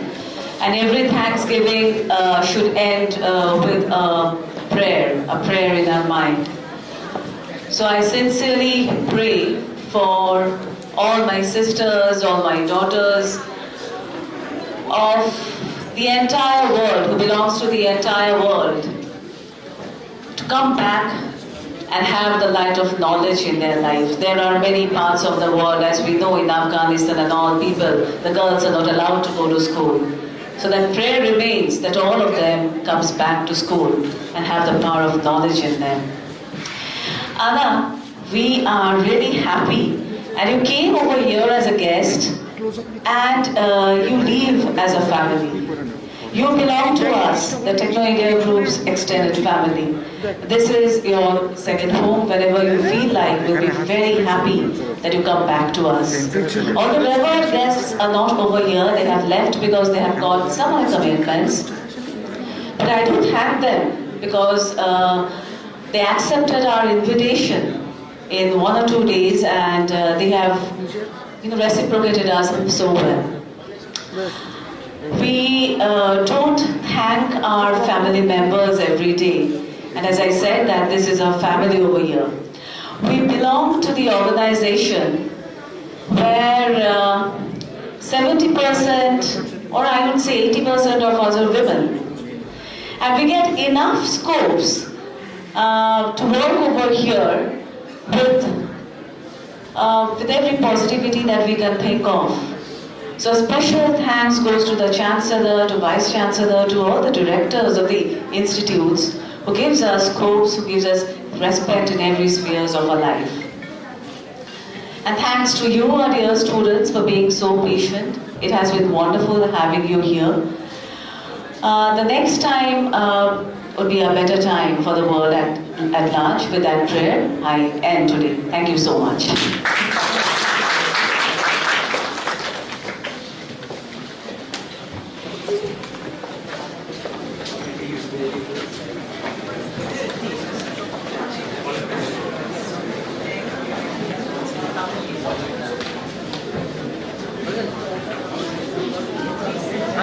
The NSS team are requested to stay back for a group photograph along with the Honorable Director, Techno International New Town, and Professor Dr. Umbur Ganguly.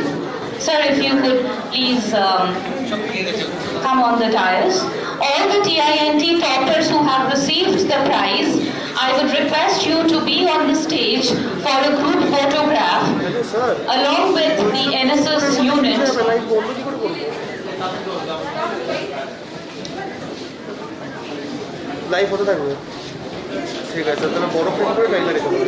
All the female toppers who have received the prize today are requested to come up on the stage.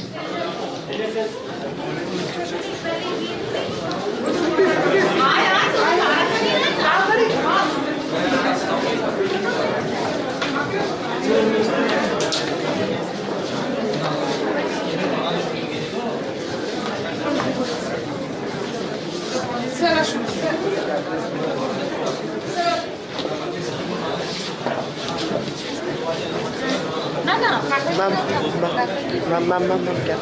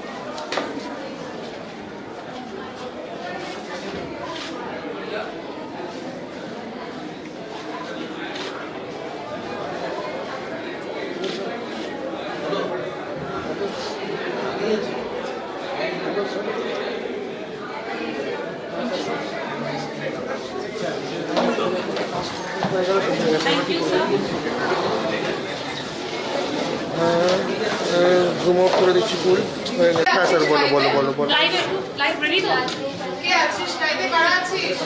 হ্যাঁ হ্যাঁ হ্যাঁ তুষার, হ্যাঁ তুষার আছে, হ্যাঁ sir, হ্যাঁ হ্যাঁ তোরা কি মাইক নিবি? তোরা গাইতে পারবি? হ্যাঁ দেখ তোরা যে গাইতে পারবি মাইক করে। ছবিগুলো ভালো করে তুলবে, না এগুলো লাগবে। হ্যাঁ স্যার কে ঠিক আছিস? আছে। লাইভ কে করছিস তোরা? অয়ন স্যারকে ফোন করছি। ঠিক আছে। তুই যা পেছনে যা, তুই যা আপাতত। অয়ন স্যার কোথায়?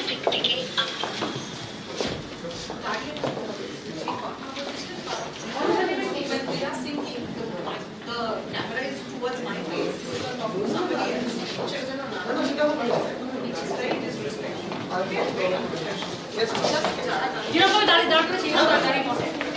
দাঁড়া, তুই নিয়ে যা। দাঁড়িয়ে বসে, আমি বসে। হ্যাঁ স্যার এখানে দাঁড়া। তোমার অ্যাকচুয়ালি জিনিসটা হলো তোমার ওখানে ম্যাম আছে না, যে এই ম্যামটা আমি দেখাচ্ছি, লাইভে দেখাচ্ছি। ইনি যে বসে আছেন, ঠিক আছে, ফিটটা একবার দেখে নাও। ইনি যে বসে আছেন ওপরে এসএনইউটাতে, উনি আমাকে বললেন যে কি একটুখানি লাইভের কী করতে হবে, আমি সেগুলো বলে দিল। আমি ওখানে গিয়ে কথা বলছিলাম। হ্যাঁ স্যার এখানে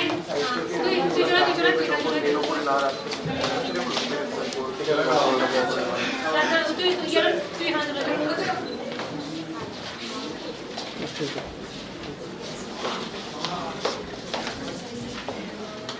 মাইকটা তো এভাবেই থাকবে।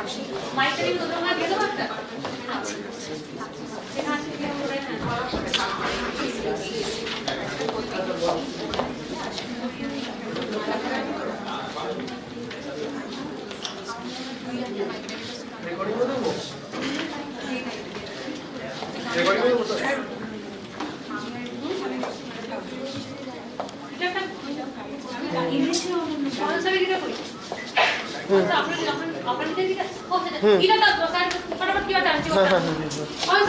স্যার এগুলো তো করছি, আগেরটা তো দেখলে ওরকম করছিলাম।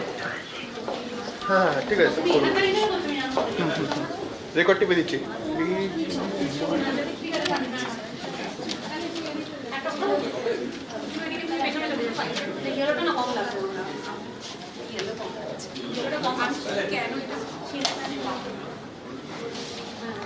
Are the students of Sociology department here? Can you raise your hand, please? Thank you. ওপরে আসুন।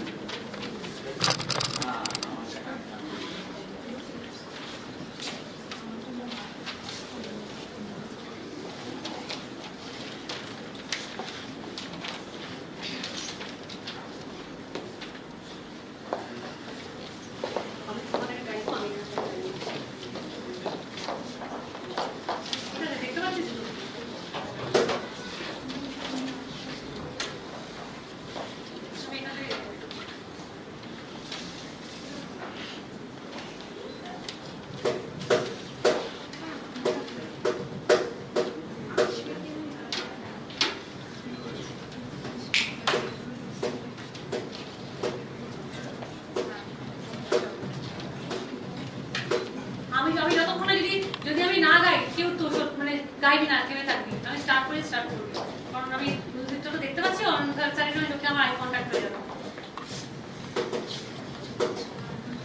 আর যদি পুলিশ ভুল করো বললি ধরবি, এই ব্যাপারটা না একটু বড়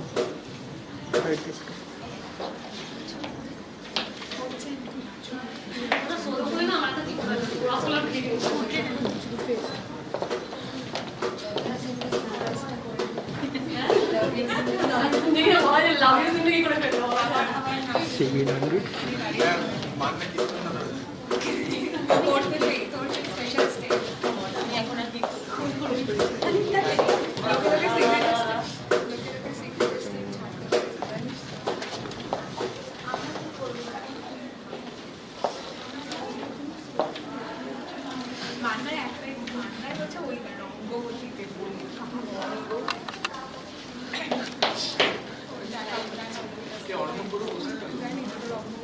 পারবে তুমি আনতে যাবে তো মাল্টিপ্লেক্সের কোথায়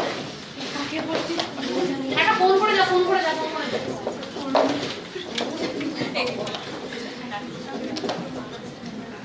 এক্সট্রা পেয়ে গেছে কারোর কাছে নেই তো না তো লাইভ শুরু হয়ে অনেকক্ষণ আগে প্রায় 10-15 মিনিট আগে থেকে শুরু হয়ে গেছে মার খাবি ওটা সিরিয়াস নোট দেখে তো ভাইরা অসভ্যতাগুলো দেখছি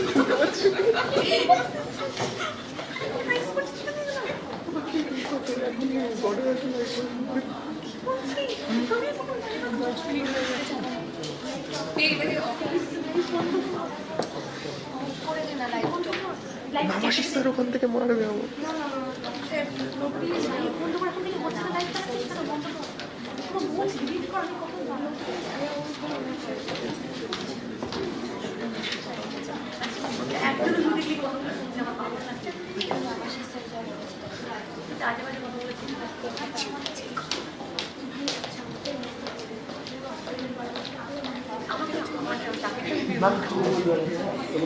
হ্যাঁ আমি অফকোর্স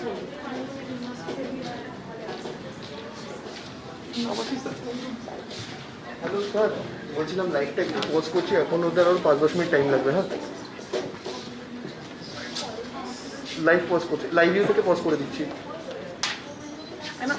করে দিচ্ছি sir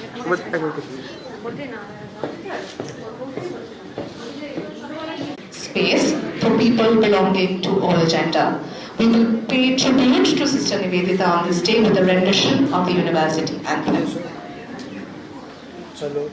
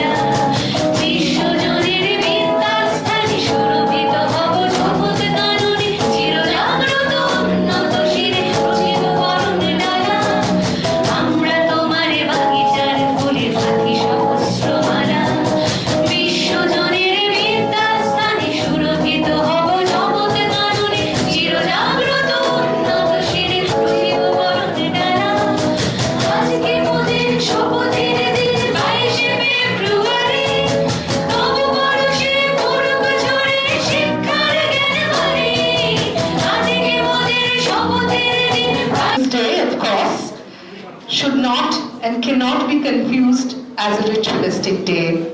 Along with celebrating the indomitable spirit of several women, we have to take this opportunity to re-evaluate our stand, analyze our own actions, and optimistically consider our contributions to the society for advancing the cause of cisgender men, women, and others.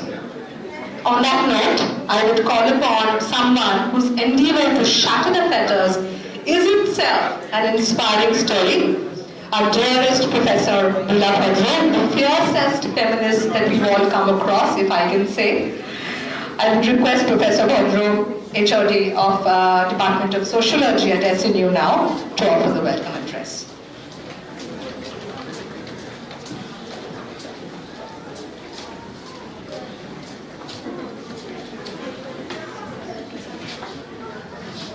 Thank you, Anila, for that kind introduction.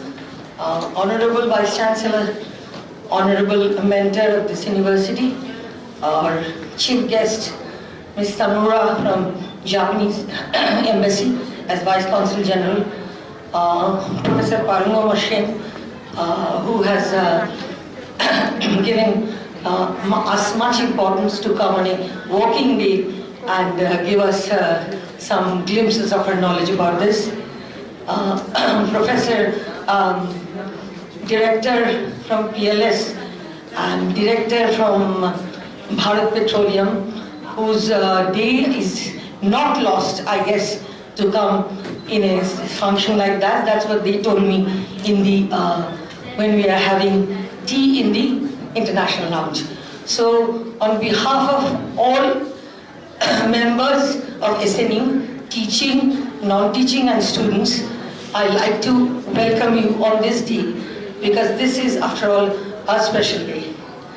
Though there is a Men's Day on 19th November, which has not been recognized by United Nations yet. So we are the only International Women's Day. I'll be very brief, and while we arrange a different kind of sort of a program in terms of celebration of the Women's Day. One thing I must say, that celebration of Women's Day is not a day. It is that day when we actually take stock of what we have done last year and what is to be done. So it's not a ritual like any other ritual that we do for that day. It's a lifelong, year-long activity. We assess ourselves, take a stock that what we haven't been able to do and we have achieved. Generally, most people know that women's movement set on achieving gender equality. And it's a sort of a blunt sentence. Why? Because most of the time in history, women were never homogeneous, they were heterogeneous. So that means gender equality and the rights associated with it are also heterogeneous. For example, the so-called global north, which used to be known as West, used to tell that third world women is represented by these adjectives: poor, uneducated, tradition-bound, domesticated, family-oriented, victimized. And global north considered their women educated, modern, control over their own bodies and sexualities, and the freedom to make their own decisions. So this was a binary position, one versus the other. In the during the time colonialism gave birth to a knowledge which we tried to criticize in the post-colonial era. And as a result of that protest, criticism and interjections, we started to understand women's position as intersectionality. What is intersectional? It recognizes that identity actually is made of lots of components, not independently from each other, and thus create a complex convergence of oppression. That is, my oppression, my problem may not be different, and then deprive actually where we should be getting. That is the reason we have chosen this in our position in this is, we keep this diversity and the need of the diversity in terms of women in relation to the total system. We think that we will focus on narratives of struggle and empowerment of women in life and career, depending on their occupations and class locations. Maybe most women are oppressed, maybe not, but the name or face of the oppression is different. And struggle can be many ways. Even silence is a struggle. Even non-cooperation peacefully is a struggle. And of course, protesting verbally is a struggle. So what we actually tell, do not accept the status quo.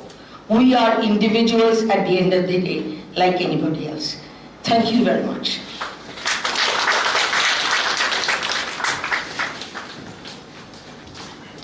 On this topic, we could hear her talk all day, because the fire that she has in her, she has, for over the years has planted in her students, and the indomitable spirit that she embodies. She has fearlessly, given that, taught that to her students as well, which we will see through a recitation of a poem. It's a self-composed poem by a first-year sociology student, Tori Dotto Mojumdar. Are we afraid feminists? Tori, if you can please come on.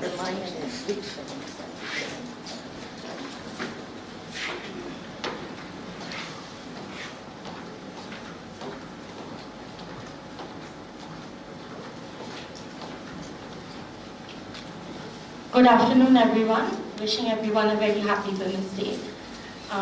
Here's a poem that I would like to perform it.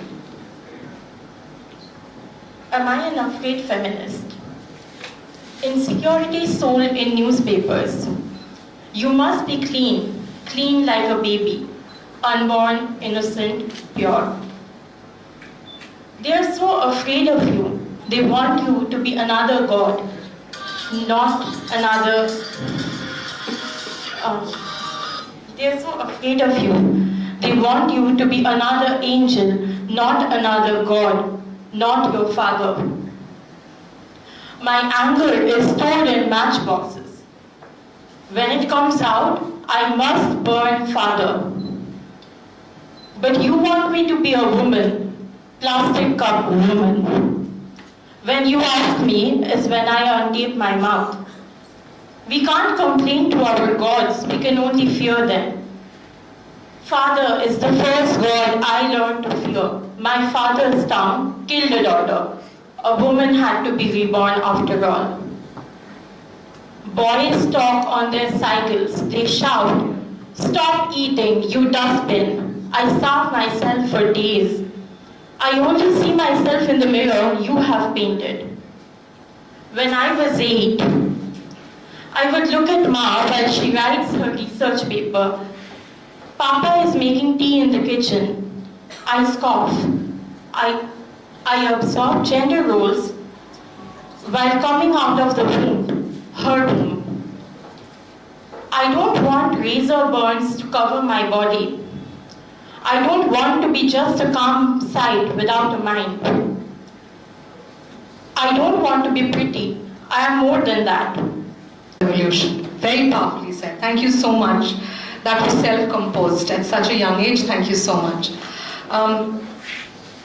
We at Sister Nivedita University are in fact very lucky that we are held up, supported, guided, pampered at times by our leaders like the Chancellor, Vice Chancellor and mentors who constantly, nurture us and give confidence to our thoughts. Professor Dhrubajyoti Chattopadhyay, Honorable Vice Chancellor, is one such person. Thank you so much, sir, for being there. I would request Honorable Vice Chancellor to please give us his message on this day.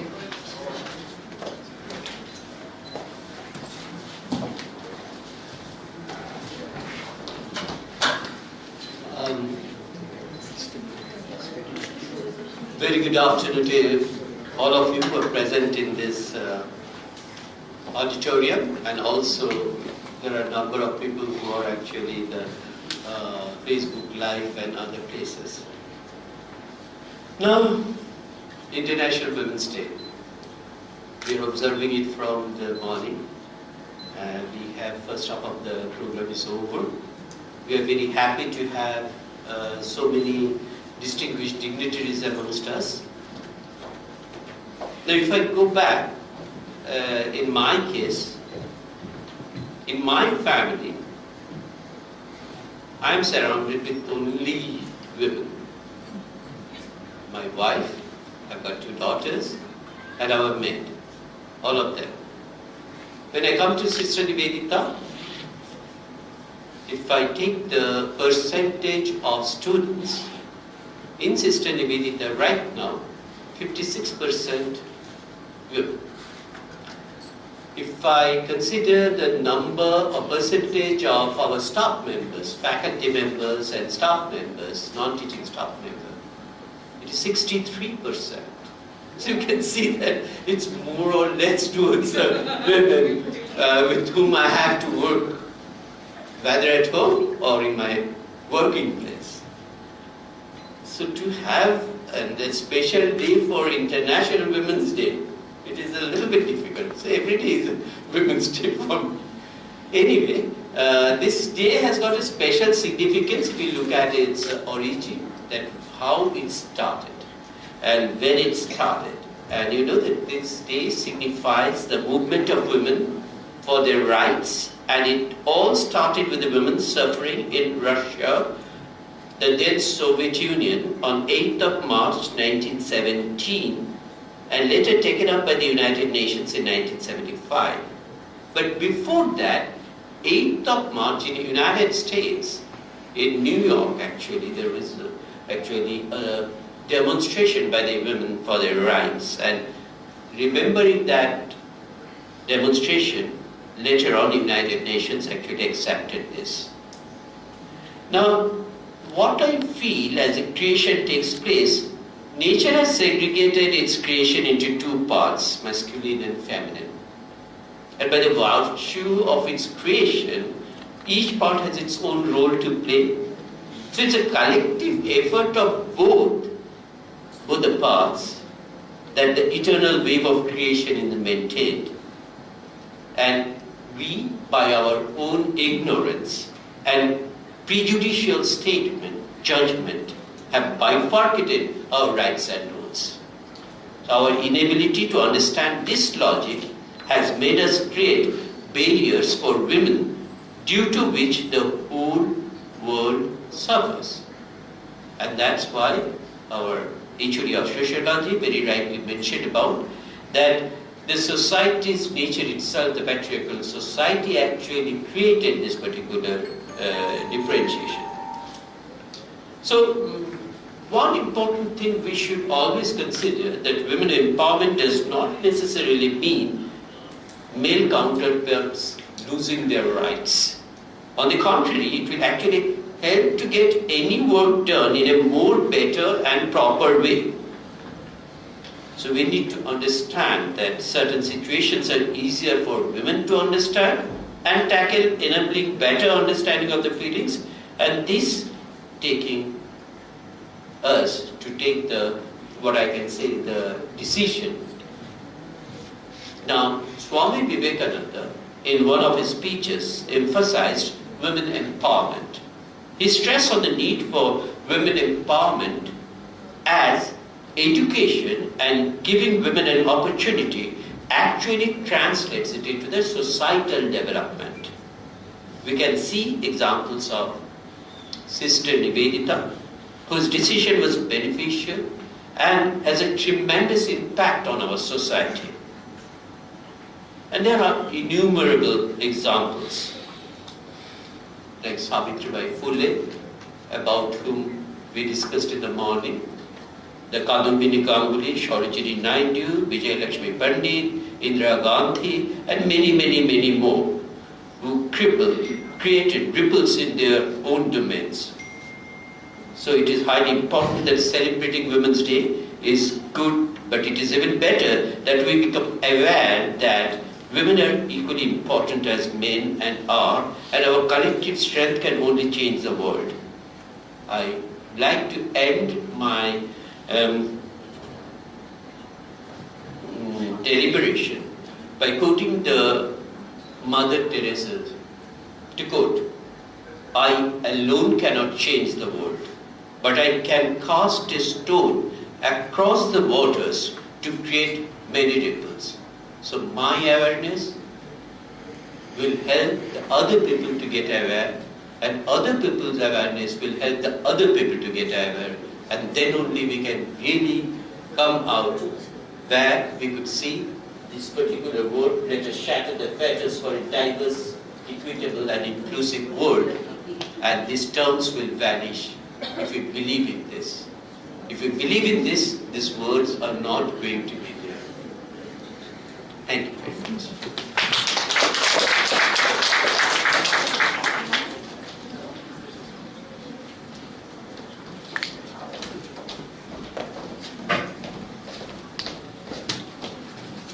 Thank you, sir, for your message. It will remain with us for a long time. sir mentioned that there are more number of women students and number of faculties and staff members are more at SNU, that calls for a big round of applause. I'm sure everybody wanted to clap when sir mentioned that. Please. Yes, go ahead.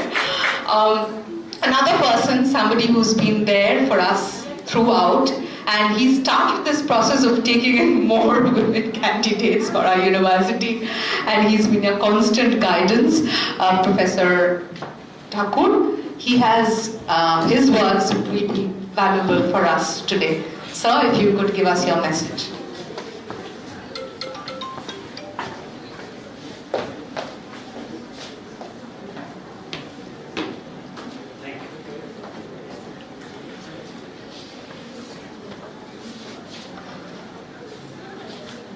Respected Vice Chancellor, respected Vice Consul, all the dignitaries who have come to our university on this special day, my dear faculty members and my dear students.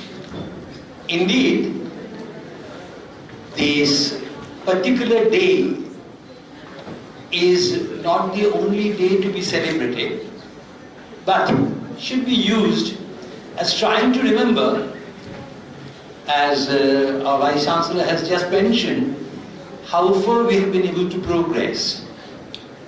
And at Sister Nivedita University, the very fact that we could draw strength from her activities, both as a person with a complete vision of how to transform the world, including the fact which needs repetition constantly, that she was the person who helped Sir Jagadish Chandra Bose to write his research papers, which could bring fame not only to him but also to the country per se.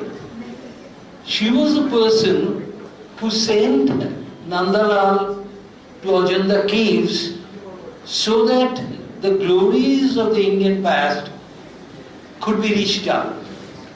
So the fetters that we think have been binding our society were shattered by Sister in a very consistent fashion. But I would like to mention something about the time when she was doing this. All of us remember Ramanujan, a person who did not pass his FA but yet become an FRS because, as Robert Nigel writes, the man who knew infinity. But could we on this day take a pause and think about Janaki Amma, wife of Ramanujan? She was married at 13 and actually could have no relation with Ramanujan for the next 5 years because the kind of society she was forced to live in. She couldn't even correspond with him. And yet, when Ramanujan landed in Bombay, the first question that she asked, where is she? Unfortunately, she was not there because she was not communicated the fact that Ramanujan would be coming on Bombay. Ramanujan expected her to be at Madras, but she was still not there. Only when Ramanujan finally went to his place of residence, for the last few years of his life, he could have some relation with his wife, all because the patriarchal society had a stranglehold on the life of the women around that time. So when we rejoice in the fact that Ramanujan perhaps was the greatest of mathematicians born not only in this country but in the world as such, we must also remember the story of Janaki Amma.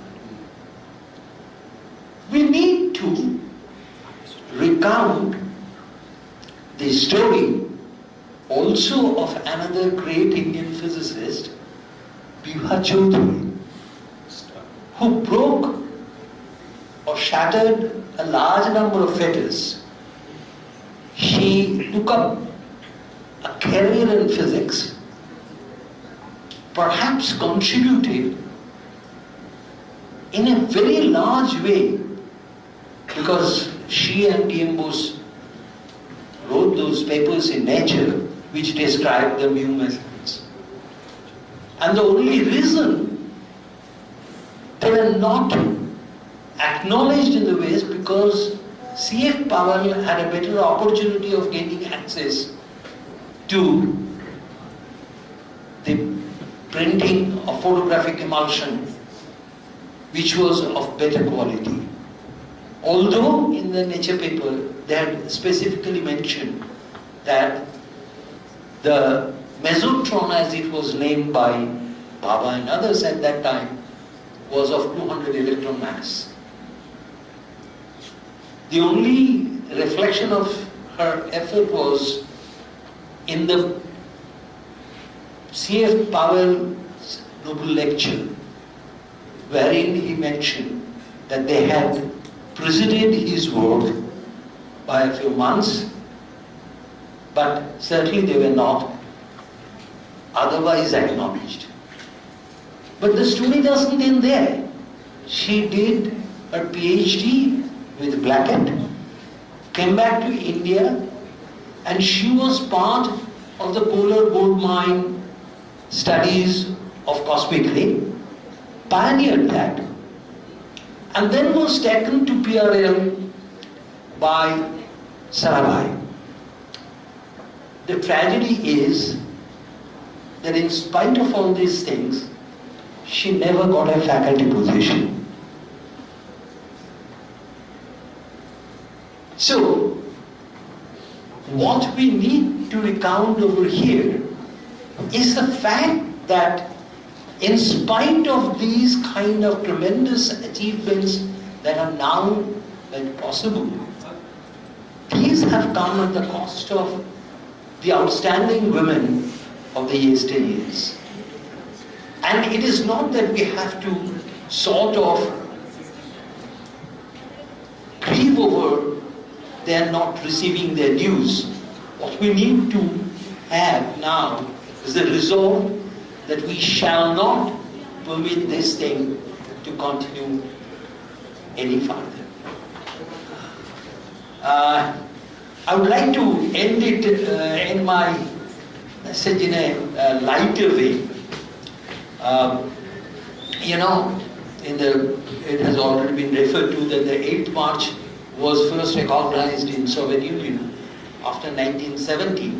Perhaps a lot of us do not remember that the February revolution in Soviet Union was led by a women's march in St. Petersburg. But the shutka, as they say in Russian, about the joke, is that there was a meeting going on, a very heated meeting, everyone was present, and suddenly a lady stood up and everyone said that we are not finished with the meeting. This lady said that if I don't leave now, I won't have a family left. Thereafter, a young girl rose and everyone shouted, but you are not married. She said that if this goes on, then I shall not have a family. So whenever someone tries to break the glass ceiling, someone tries to shred the fetters, the problem arises that the society still expects them to do both the job of running the family as well as being brave enough to carry on with the professional work. There is a story which is less told, that there was a movement in West Bengal called Tebhava Andolon. That was a Bengal. That was a peasant movement. The problem was that the ladies participated in that wholly. But they did complain bitterly that at the end of the day, when everybody would go home, the first thing that the lady of the house had to do was to make sure that the food was available to the male member, although she had equally participated in the struggle of the day, just like him. So, I think for the younger generation, we need to think that can we move forward? Can we make sure that the glass ceiling, when it is shattered, truly reflects a society where men who are embedded in the women share everything together. Thank you.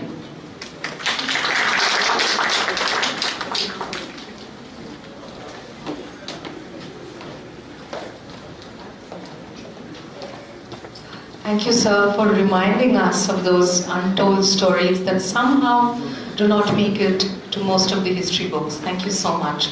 That was a revelation. We have among us dignitaries and guests who have taken their time out from their busy schedule to come and visit us and be a part of our celebration today. Honorable Japanese Vice Consul General Risa Tamura Sama, thank you so much for being here with us. If you could please come up on the dais and give us your message for today.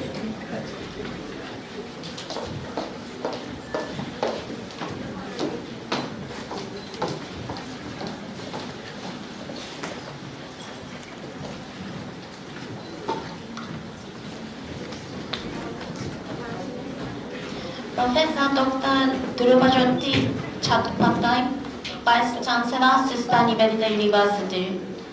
Dr. Smalley Pine, Director, Global Affairs, International Relations and Outreach. Professor Ashok Ranjan Thakang, Mentor. Respected teachers and dear students, good afternoon. I am very happy to be present here at this session of the International Women's Day. This is a momentous occasion, and myself, as a lady Japanese diplomat, feels very much as a part of this happening. Today, March 8th, is International Women's Day. The day is celebrated aiming to highlight the achievements made by women in the social, economic, cultural, and political sectors across the globe, regardless of country, ethnicity, languages, and etc. And to think about gender equality. This day also ensures to create awareness among the women in order for them to take their stand in a fight against the gender discrimination in the society. As Honorable Vice Chancellor Dr. Chattopadhyay has already introduced us, International Women's Day has roots in the women's suffrage movement and the labor movement. I would like to take this opportunity to enlighten you about the current state of Japan, politics, labor settings, and society. Japan ranks 120th out of 156 countries in the Gender Gap Index in 2021, released by the World Economic Forum. and Japan is the lowest level among developed countries. According to the 2021 report, in Japan, women account for a small proportion of members of parliament and ministers. Women in corporate positions are few. Women account for almost twice as many non-regular employees as men. According to the Wage Structure Basic Statistical Survey in 2021, released by Ministry of Health, Labor and Welfare Japan, it was pointed out that there is even a huge wage gap between men and women in Japan. When men are 100, women's wages is 74.3. This is a very low number, even from an international perspective. In the field of politics, after the election of the House of Representatives in October last year, the percentage of female members of the House of Representatives was only 9.7%, which was lower than the previous time. This number is said to be 168th out of 190 countries in the world. The percentage of women in the House of Councillors is 23%. And in total, the percentage of women in the Japanese Diet is only 14%. On the other hand, Japanese voters are about half men and women. Under the COVID pandemic in Japan, women's struggles, such as both the economic and the mental domestic violence, single-parent households, and the poverty of women, which have been overlooked so far, have been visualized. It has also been reported that the number of female suicides and the number of domestic violence consultations have increased in Japan under the COVID pandemic. Ms. Puzia Mulambo Taka, Secretary General of the United Nations Women's Organization, said in a statement released in 2020 that the hidden pandemic of violence against women is on the rise. So it is crystal clear that there still needs to appeal for the voices of improving women's rights and eradicating gender discrimination.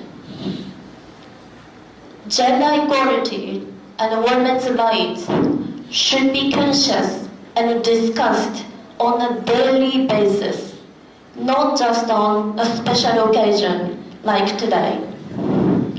Women have historically restricted in their rights, and there is still persistent sexism.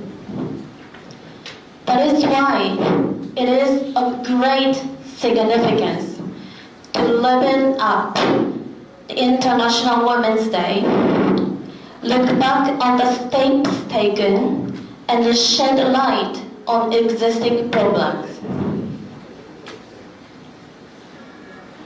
I would also like to take this opportunity to announce that this year, 2022, we are celebrating the 70th anniversary of the establishment of diplomatic relations between India and Japan. It is an occasion to renew our commitments and consolidate our ties, which has flourished both in economic and cultural fronts to great heights, and has blown with it a promise of greater friendship and cooperation in the future. Before I conclude, I would like to extend my deep appreciation to Sister Liberta University for organizing such a noble event. I would also like to wish all the women that your life remains filled with goodness, warmth, success, and happiness, today and forever. Let's make a world free of bias, stereotype, and discrimination. Thank you.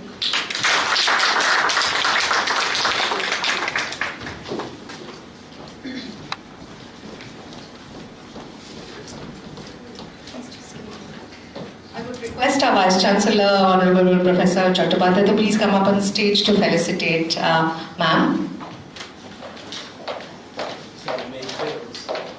And of course, our mentor, Professor Thakur, to please come up on stage and felicitate.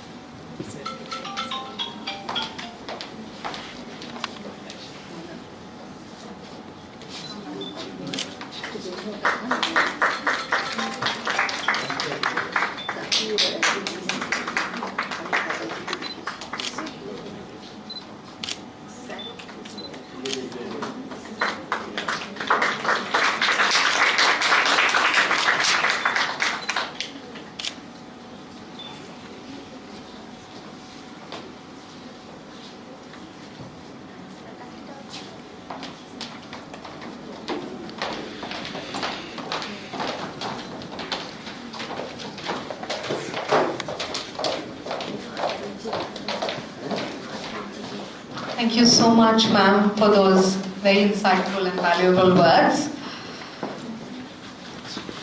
I would request now, we have someone among us, senior professor with a veteran years of experience, Dr. Professor Porunga Shen. I would request Professor Bhadro to kindly speak a few words about her, and then I would request ma'am to please give her message for us.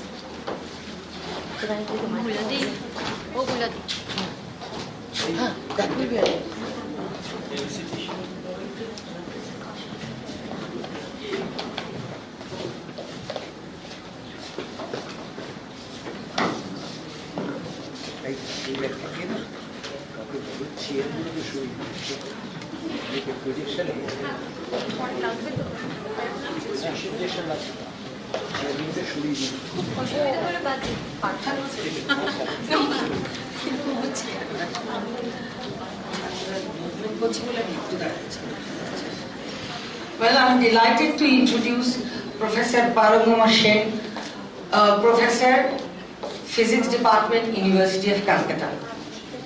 She did her MSc from University of Calcutta in 1987 and PhD from Shah Institute of Nuclear Physics in 1993. She held postdoctoral positions in JNU, New Delhi, SINP Kolkata, and University of Cologne between 94 and 97. She joined University of Calcutta in 2000 after a brief stint of teaching in Surendranath College and is continuing there till date. Her research field is statistical physics. Currently she is working on non-equilibrium phenomena and application of statistical physics in interdisciplinary fields, particularly in social phenomena.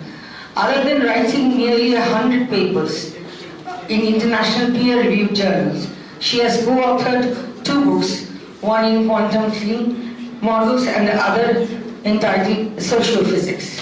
She has been a regular associate of Abdul Salam ICTB and was also awarded a PSIU SSTF professorship in 2012 and 13.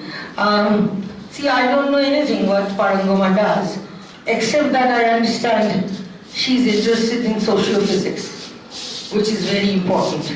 And I understand other thing, that she's trying to understand and working on non-equilibrium phenomena, especially social phenomena. This is a rare physicist who acknowledges there is more to the world than the non-social phenomena. I welcome Professor Parangoma Sen with warm heart and eagerly wait for her wisdom. Thank you, Parangoma, for giving your time.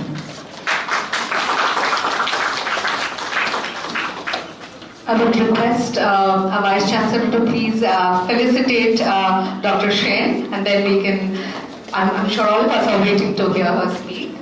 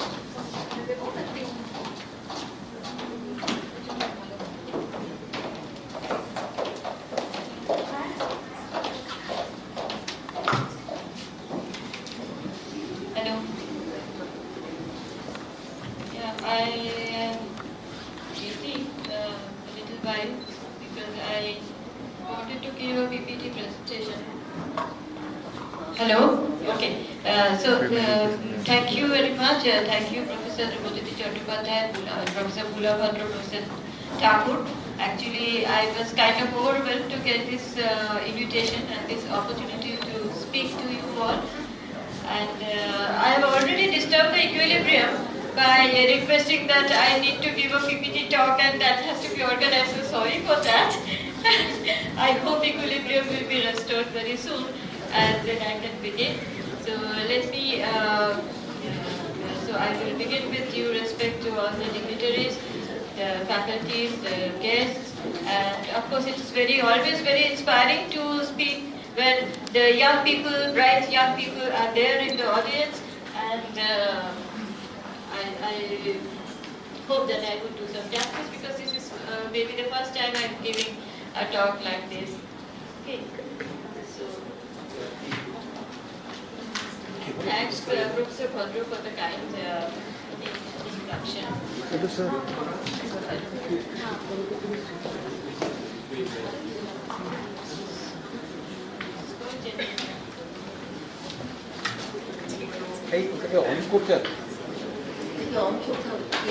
Before I start my presentation, let me give you a piece of information just to follow up what Professor Thakur said. That Bibha Chaudhuri, of course, was not awarded the Nobel Prize, but now a star has been named after her. So, her name is going to live forever, as long as the universe exists. Okay, so it's unfortunate that she didn't live to see this honor bestowed upon her, but I think this is much, something of much larger proportion than just getting a Nobel Prize. Not to undermine people who get the Nobel Prize, but just my very opinion.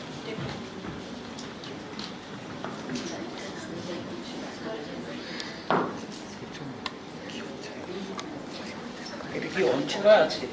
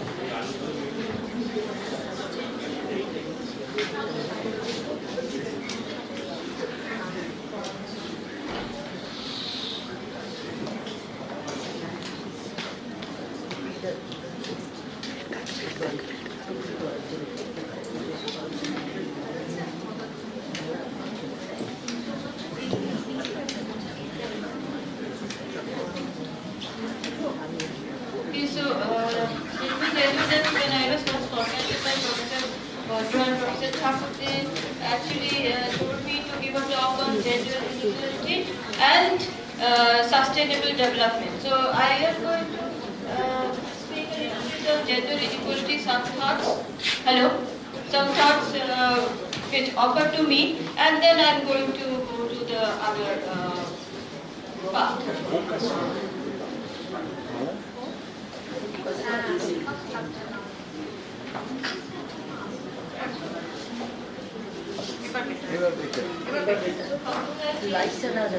Okay, so let me start with the bad news. The bad news is that as you have already heard, that I have made some studies on social phenomena, and what we found there is that inequality is everywhere, unfortunately. Okay, so let me give you an example which I think many of you know, that about 80% of the wealth are possessed by 20% of the population. So gross inequality in the society. And don't be scared by these graphs. It just shows that this fact is independent of which society we are talking about. Whether it is Japan, whether it is USA, whether it is India, or whether it is Europe, the scene is very highly similar. Okay, so there is a universal feature which you cannot deny.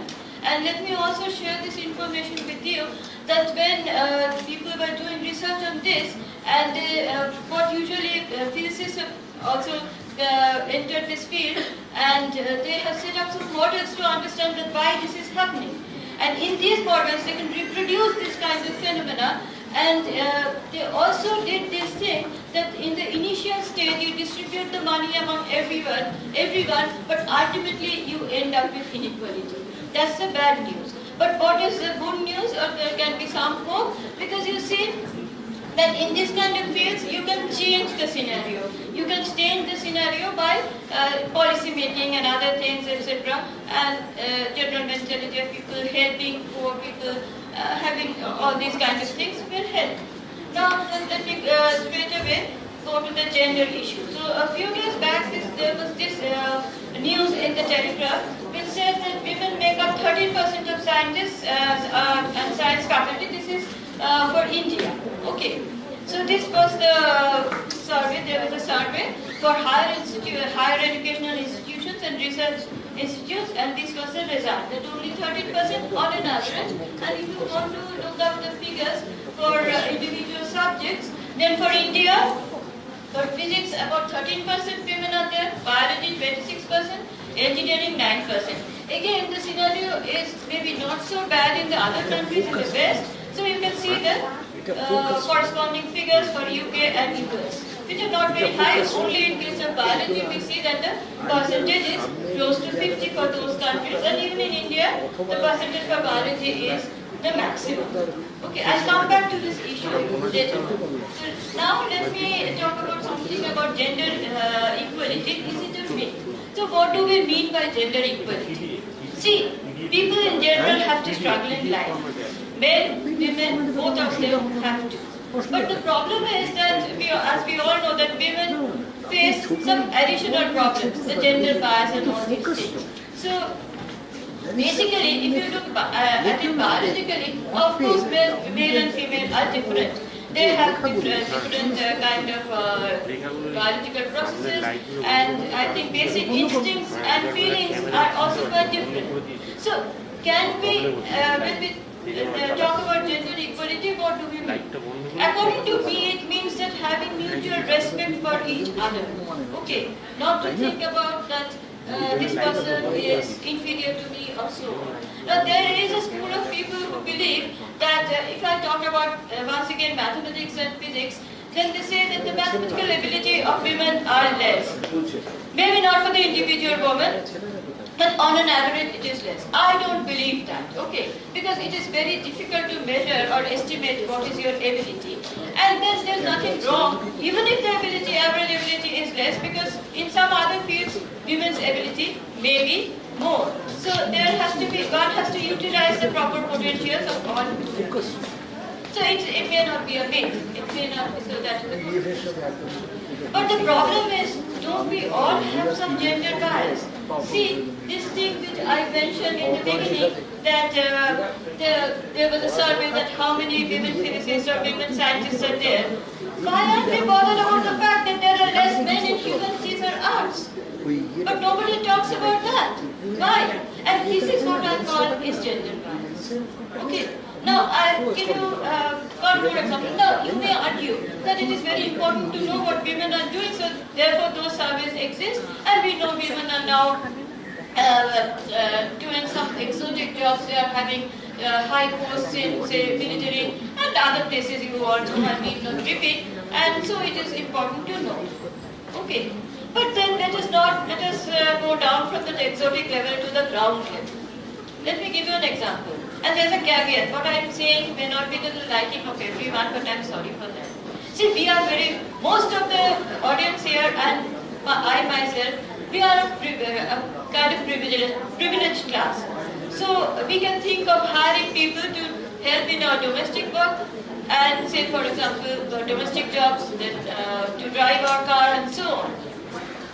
Now, 45 to 50 years back in my childhood, I remember there were male domestic helps in our houses.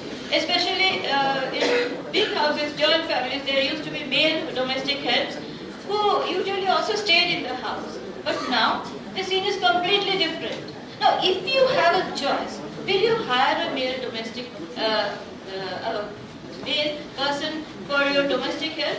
Most probably not. Of course, times have changed, family structures have changed, society has changed and so on. There may be lots of different reasons. Needs have changed and so on. But I'm not going into that. But I'm just saying that bias is there. You will not, most people will not hire a woman as their driver for the car. It is there. We have to confess. We have to admit this. Okay. And I am actually very grateful to SNU today for inviting someone representing the domestic health people. Okay, I'm very glad. It's not usually done. Thank you. Salute to you, SNU, for this. I think there should be a round of applause for it. Now, let us come to the second part, sustainable development. I am grateful to again Dr. Gula Bhadra for helping me in this issue. She said that you can look up in the UNESCO. They have some goals laid out on which we can have some discussions.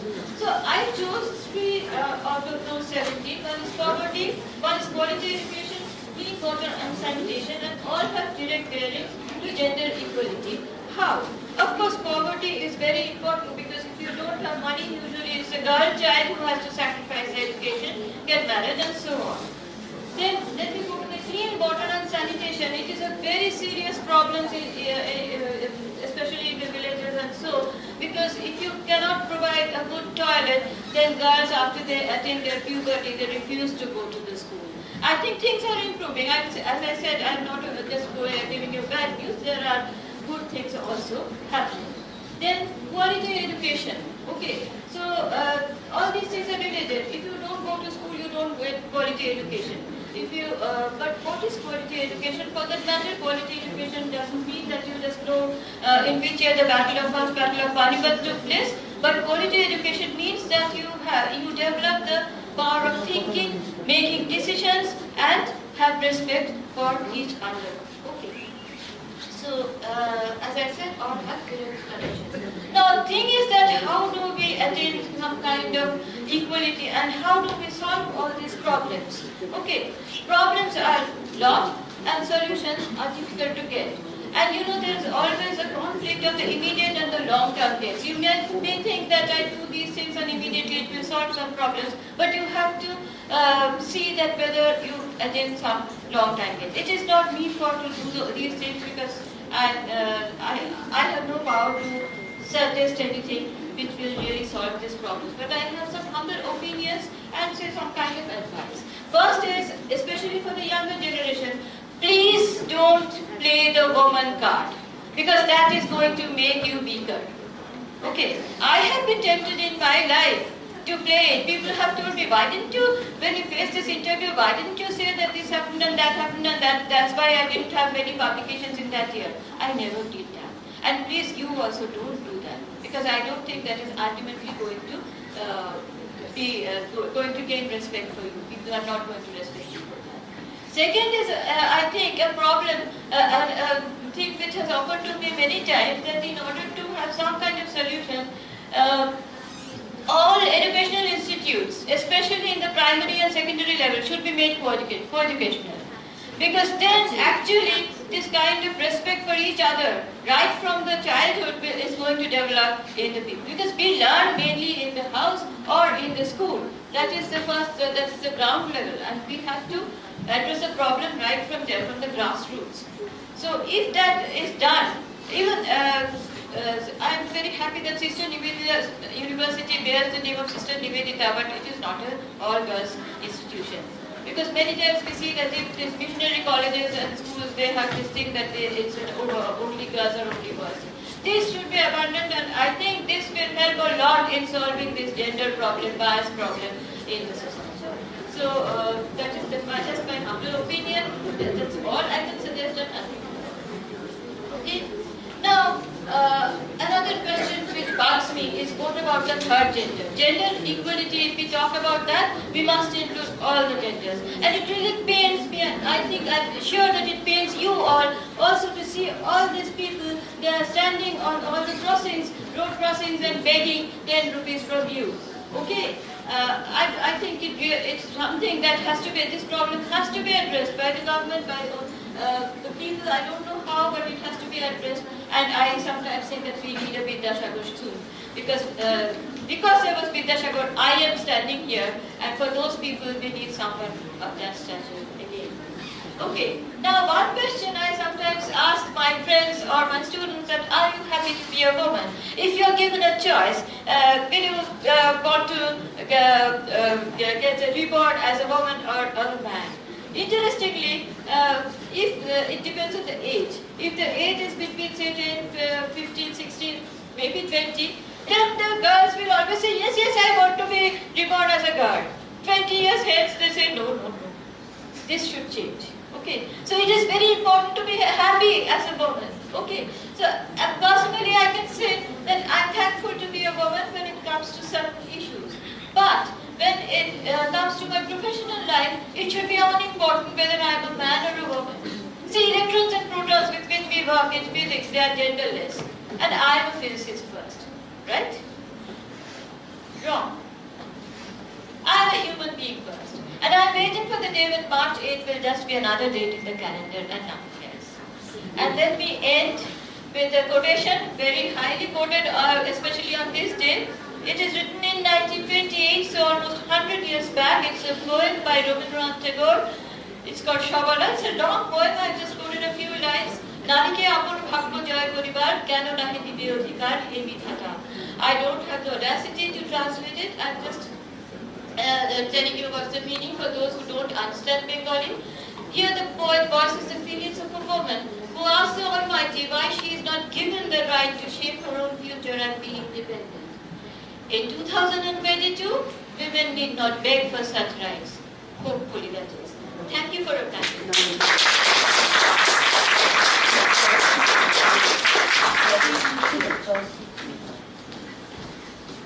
Thank you, ma'am. Thank you so much for taking us through that journey to analyzing every aspect. That was indeed a wonderful presentation. What a valuable lecture. Thank you so much, ma'am. Thank you. Well, now we've come to a very interesting part of the session. A very, I can anticipate and say, a very energized and fulfilling panel discussion it should be. It is titled Narratives of Struggle and Empowerment of Women in Life and Career. The panelists they range from a variety of social strata, and that is what we take pride in today, because we've managed to gather them on the same platform to talk about something that is very essential to all the women that we know struggle. Something that Bula ma'am mentioned, silence, not speaking, not saying anything is also a sign of struggle. And we've all faced it. 5 women, we will have a list of panelists, whatever has been planned by Bula ma'am. It should be very promising. I would call out the name of the panelists one by one and ask them to please come up on stage. We would like to felicitate them. I would please call upon stage Ms. Purnima Mittal, DGM HR, Eastern Region, Bharat Petroleum, to please come up on the stage. I would request Ms. Devoshri Roy, Director, Peerless Group, to please come up on the stage. Thank you so much for being a part of the panel. I would request also Ms. Ina Bose, our Director, HR and Corporate Communications, to felicitate our guests.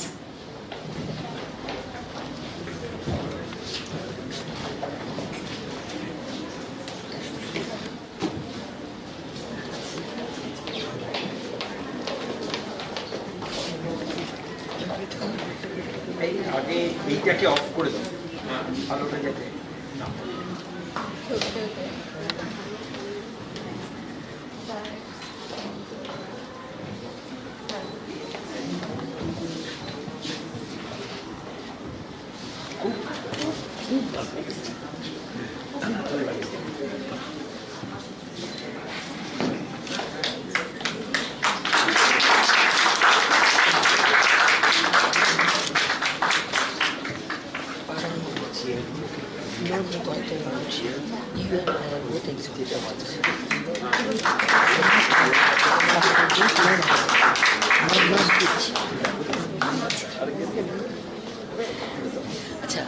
Parangoma and me are both exonerated.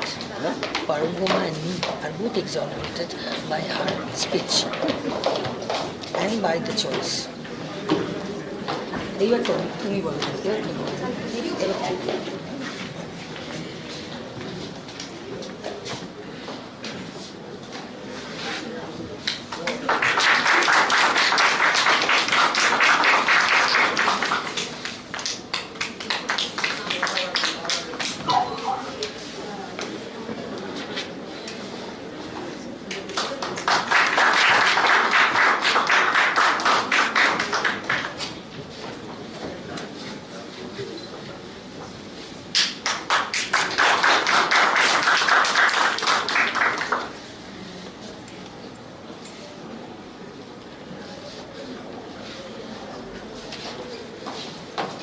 Thank you.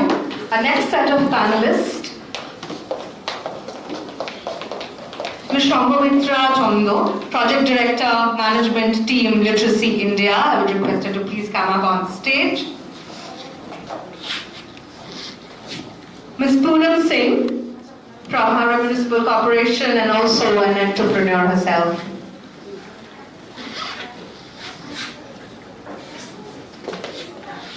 And of course, Ms. Saraswati Mondal, if you could please come up on the stage.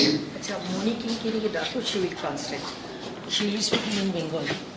হ্যাঁ হ্যাঁ আমরা সবাই এখানে বাংলা, ওনারা বাংলায় কথা বলবেন, ইংলিশেও কথা বলবেন, হিন্দিতেও কথা বলবেন। I would request Professor Mitra to please, Professor Mala Mitra, our controller of examination, to come up and felicitate our guests, please. Yes.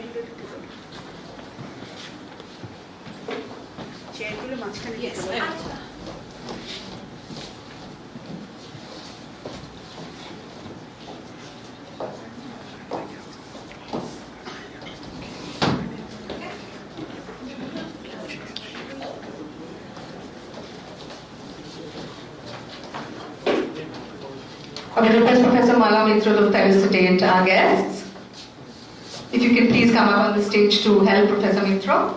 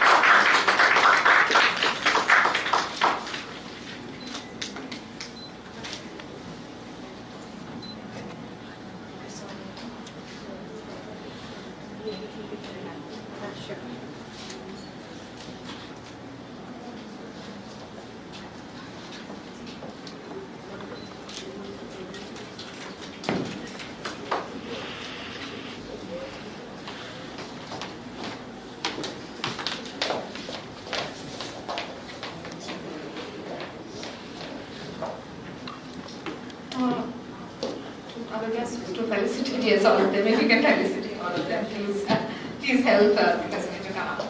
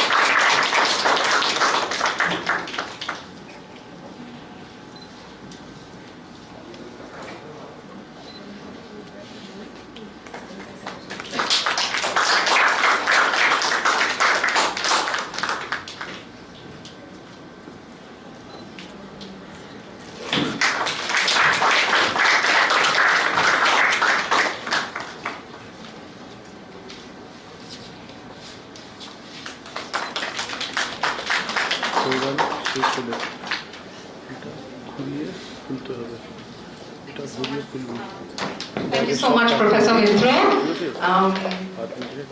And of course, the session will be moderated by none other than Professor Bhadra. I'm sure there'll be lots of stories and a lot of things to learn for us. I would request, because the conversation will go on in the vernaculars as well, I would request Professor Monique Kinebasu to translate some of it. Charger, right? Shop picture just take it. Shop me will report or book fair. Book fair? Yes. Shop me book fair. Shop me book fair. Just tripod ছেড়ে দিন উপরে। Screen camera আগে ঢুকি চার্জারটা রাখুন তো ঢুকি alpha camera ঢুকি ওটা নিয়ে income to book file okay memory card ফাইলটা সুমন্ত আছে, সুমন্ত নিজের কাছে দেখবি, ফাইলটা নিয়ে বুক করে কার্ডটা নিয়ে বুক করে আসবে, বুক করতে পিছিয়ে Dear listeners, those who are either by choice or by compulsion are sitting here, this is the best part. And this was kept in the end because this will be the best part on our International Women's Day at SNU. Unfortunately, those who have left, I guess Indrila can manage to make it on the SNU tube so that you can see, listen. This is what we call narratives of struggle and empowerment. The women we have selected, or rather chose, in terms of the stories, are coming from various occupations and various class locations. And it will be really, I think, absolutely mesmerizing to hear what they have to say about their own life. Then we have about 10-15 minutes if you want to share or clarify something very briefly. So our first speaker is Saraswati Mondal, who has been working as a domestic help for the last 35 years, or all her working life, which started long back. So আমি সরস্বতীকে বলতে বলবো এবার, Moni Kinkini will translate, Professor Moni Kinkini Basu from the English department will translate those who do not understand Bengali. I don't know they are in the hall or not, but we will do it as a democratic norm. Saraswati,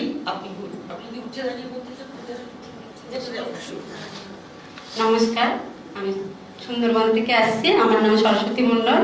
কিছু বলতে চাই আমি। এবং আমি ছোটবেলার থেকে মা নেই, আমাদের বাবা ছিল, আমরা 4 ভাই বোন ছিলাম। মা মারা গেছে ছোটবেলার থেকে, আমাকে পড়াশুনো শিখায়নি। 4 ভাই বোনকে কোনো লেখাপড়া আমরা শিখিনি, শিখতেই পারিনি, সেইটুকু জায়গায় আমরা যেতে পারিনি। মা না থাকলে কি হয়, পড়াশোনার সিলেট বই নিয়ে যেতাম স্কুলে। কাকিমারা ছিল, বলতো যে হচ্ছে কি যাও স্কুলে যাচ্ছ, এসে বাড়িতে কি খাবে আমরা বলতে পারি না, যে বাড়িতে যে তোমরা ঘুরে এসে স্কুলে যাচ্ছ, এসে যে কি খাবে এটা আমরা জানি না। আগে তো স্কুলে খাওয়াই দিত না, কিছু দিত না, বাড়িতে এসেই খেতে হতো। এবং হচ্ছে কি আমার মা অনেক ছোটবেলায় আমাদের রেখে দিয়ে মরে গেছে। আমাদেরকে বাবা কাকিমার কাছে রেখে দিয়ে কাজকর্ম করতে যেত। এবং হচ্ছে কি তার আমরা সেই জন্য পড়াশোনা শিখতে পারিনি। আমার বাবা আমাদেরকে হচ্ছে কি 4 ভাই বোনকে রেখে দিয়ে সেইভাবে গেছে। আমরা সেইভাবে বড় হয়েছি। বড় হওয়ার পরে যেই একটু বড় হলাম, সেই আমাদেরকে বললো যে বাবা যে বিয়ে দিয়ে দেবো, কে দেখবে, কে কি করবে। 14 বছর বয়স হয়েছে, বিয়ে দিয়ে দিল। এখানে অভাব, ওখানে গিয়ে দেখি আবার অভাব। সেই অভাবেই আবার কি করব তাই ভেবে চিন্তে দেখলাম যে এত অভাব, সেই সংসারে গিয়ে দেখলাম মাছ ধরে খায় নদীতে তারা, এবং জাল টানতে যেতে খাওয়া হবে নালে হবে না, মাছ মারতে যেতেই হবে নদীতে। এবার মাছ মারতে যেতে সেখানে দেখি কুমিরে খেয়ে নেয়, বাঘে খেয়ে নিচ্ছে, সাপে কেটে খেয়ে নিচ্ছে। আমার এক ব্যাস শাশুড়িকে খেয়ে নিল, হচ্ছে কাকা শ্বশুরকে খেয়ে নিল। এবং হচ্ছে আমরা তখন কি করবো, পরপর 3টে বাচ্চাও হয়ে গেল সেখানে আমার। তখন আমি কি করবো, আমার বরকে তখন আমি বললাম যে দেখো আমরা শহরের দিকে তখন চলে যাই, চলো এখানে থেকে এরকম ভাবে তো প্রাণ দেওয়া যায় না। বাচ্চা 3টে হয়েছে, আমরা লেখাপড়া যতটা শিখিনি, বাচ্চাগুলোকে তো শিখাতে হবে। এইভাবে সংসারে দিয়ে কি করবো, আমি এখানে থেকে। আমার বর তখন বললো যে না আমি যাবো না, তুমি যাও একা। তাহলে ঠিক আছে, তাহলে তুমি যখন যাবে না, আমি তাহলে চলে যাই, দিল্লি চলে যাচ্ছি, তাহলে তুমি থাকো, আমি দিল্লি চলে যাচ্ছি। ও রাতে সারাদিন চিন্তা ভাবনা কথা করেছে, করে এসে বলছে রাত্রে দেখো তুমি কেন যাবে দিল্লি, চলো আমরা শহরেই যাই, গিয়ে ওখানে ঘর ভাড়া করে থাকো। তাহলে ভালো হয়েছে, তাহলে চলো। সেইভাবে এলাম, এসে দুজনে কাজকর্ম করতাম, করে তখন 2টো বাড়ি কাজ করতাম, করতে করতে 7-8টা বাড়ি কাজ করতাম। বাচ্চাগুলো বড় হলো, তখন তাদের স্কুলে ভর্তি করলাম। শ্বশুর শাশুড়ির কাছে রেখে দিয়ে চলে এসেছিল, ছোট ছোট বাচ্চা তখন। সেই বাচ্চাগুলোকে লেখাপড়া শিখালাম। একটা মেয়েকে ক্লাস 10 অব্দি পড়িয়েছি, একটা 9 অব্দি মাধ্যমিক, আর একটা হচ্ছে উচ্চ মাধ্যমিক। ছেলেটাকে উচ্চ মাধ্যমিক শিখিয়েছি, আর বড় মেয়েটাকে হচ্ছে মাধ্যমিক, ছোট মেয়েটাকে 10 অব্দি শিখিয়েছি। আর আমি পারিনি, 2টো মেয়েকে বিয়ে দিয়ে দিয়েছি। তখন আমি আর না টানতে পারলে কি করবো, আমার স্বামীও অতটা ছিল না, চালাক ছিল না, যে আমার সেখানে এখানেও দেখতে হতো সংসার এবং সেখানেও যেতে হতো। বাচ্চাগুলোকে স্কুলে ভর্তি করতে যে আমার স্বামীকে পাঠিয়ে দেবো যে তুমি একটু যাও, কি তাদেরকে একটু দেখে আসো, কি একটু পয়সা করে দিয়ে আসো, দিয়ে আসতে হতো মাসে মাসে পয়সা। যেতে চাইতো না। ওই স্কুলে যদি যেতে বলতাম বলতো যে না আমি যাবো না, পারো তুমি যাও, নাহলে যেতে হবে না, এরকমই বলে দিত আমাকে মুখের ওপরে। তখন কি করতাম, বাধ্য আমাকেই যেতে হতো। আমাদের যতটা নেই, পড়াশোনা হয়নি, তার বাচ্চাগুলোকে তো শেখাতে হবে, সেই চেষ্টা নিয়ে আমি চেষ্টা করেছি, বাচ্চাগুলোকে যতটা পেরেছি ততটাই আমি করেছি। আর আমার সক্ষম হয়নি। দুটো মেয়ে যখন বড় হলো দেখলাম যে আর আমি টানতে পারছি না। স্বামীটা যদি একটু সাপোর্ট করতো না, তাহলে মনে করতাম যে হচ্ছে কি না আমার স্বামী আমার সাপোর্ট করছে। একটা কাজে পাঠালে কোনোদিনই যেত না, এসে আমাকে সেই কাজটা আবার আমাকেই করতে হতো। তখন আমি বাচ্চা দুটো মেয়েকে বিয়ে দিয়ে দিলাম যে আমি আর পাচ্ছি না, ও যতটুকু পেরেছে সেইটুকুতেই থাক। দুটো মেয়ের বিয়ে দিয়েছি, ভালো ঘরেই আছে তারা, এবং দুটো বাচ্চাও হয়েছে তাদের, তারা খুব ভালোই আছে। এবং হচ্ছে কি তখন আমার স্বামীকে লোকের বাড়িতে কাজ করে আসবো, এসে দেখবো, দেখবে যেখানেই খেয়ে রেখেছে বাসনটা সেখানেই রেখে দিয়েছে। এক বালতি জলও তুলতো না, টাইম কল থেকে জল তুলতে হবে, কাজের থেকে এসে সেই টাইম কলে জল তুলবো, জল তুলে লাইন করে রেখে দেবো, সেই জল সারাদিনেই ব্যবহার করতে হবে। যেতাম হচ্ছে কি সকাল 6টায়, আসতাম 2টোয়, আবার সন্ধ্যাবেলা আবার বিকেল 3টায় বেরিয়ে যেতাম, আসতাম 7টায়। এরকম করে করে আবার বাচ্চাগুলোর কাছে যেতাম, সেখানেও টাইম দিতে হতো, বাচ্চাগুলোকে আমার যেতে হতো। পাঠালে আমার স্বামীও যেত না, যে হচ্ছে কি তোমাকে বলবো যে তুমি যাও, যেতে চাইতো না, আমি পারবো না যেতে। বুঝ শক্তিটা একটু কম ছিল আমার স্বামী, তা কি করবো, বাধ্য তাদেরকে নিয়ে সেইভাবেই সংসারে এ করে চলছি। কি করবো, ফেলে দেবো তাই আর কি। তখন আয়লা হলো, আয়লা হওয়ার পরে আমার স্বামীকে বললাম যে যাও, আয়লা হয়েছে, বাচ্চাগুলো কি হয়েছে কিরকম আছে একটু তুমি দেখে আসো। গেল না, বললো যে না আমি পারবো না, তুমি পারো, যাও, আমি এখানে আছি। আমি গিয়ে কি করবো? বলো বাবা আমি গিয়ে কি করবো মানে, তুমি একটা পুরুষ, তুমি কি করবে তুমি জানো না সেটা, যে কি করতে হয় না হয়? আচ্ছা আমি জানিই না, তুমি যাও, তুমি পারো, তুমি যাও, তুমি গিয়ে ঘুরে আসো, বাচ্চাগুলোকে দেখে আসো। আমি গেলাম, এখান থেকে মুড়ি টুড়ি চিড়ে টিড়ে কিনে নিয়ে গেলাম, গুড় কিনে নিলাম, বাতাসা কিনে নিলাম, নিয়ে গেলাম বাচ্চাগুলোর কাছে, বিস্কুট কিনে নিলাম, শুকনো খাবার নিয়ে গেলাম। গিয়ে দেখি বাচ্চারা আমার একটা কাপড়েই পড়ে আছে, 3 দিন একভাবেই পড়ে আছে, নেই একটা জামা কাপড়, সব ভেসে চলে গেছে। গিয়ে দেখি বাচ্চাগুলোকে সেই জামা কাপড় দিলাম, আরো বাচ্চারাই ছিল সেখানে, সে বাচ্চাগুলোকেও দিলাম, যে তারাও খেতে পারছে না, করছে না। আমাদের দিকে তো কোনোটাই কিছু নেই, পঞ্চায়েত থেকে খাবার আসবে, গভর্নমেন্টের খাবার দেবে, সেই চিড়ে গুড় আসছে, কখন আসছে না, এরকম অবস্থা সেখানে।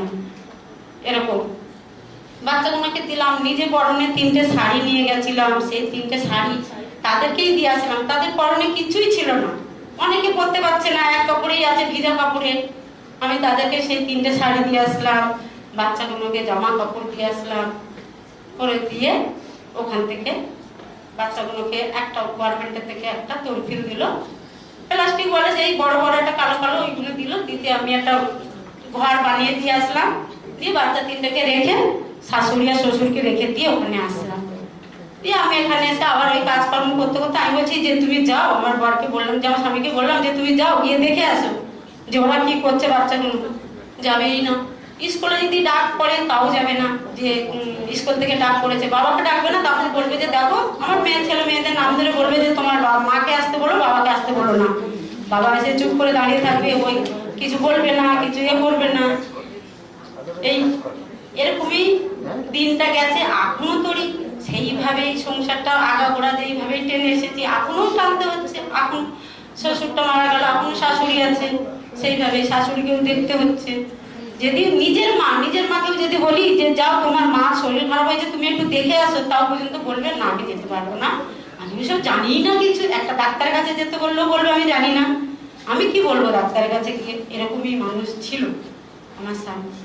সেই পর্যন্ত এখনো তোরই টেনে আসছি, আর আজও তোরই টানতে হচ্ছে আমাকে সংসারটাকে।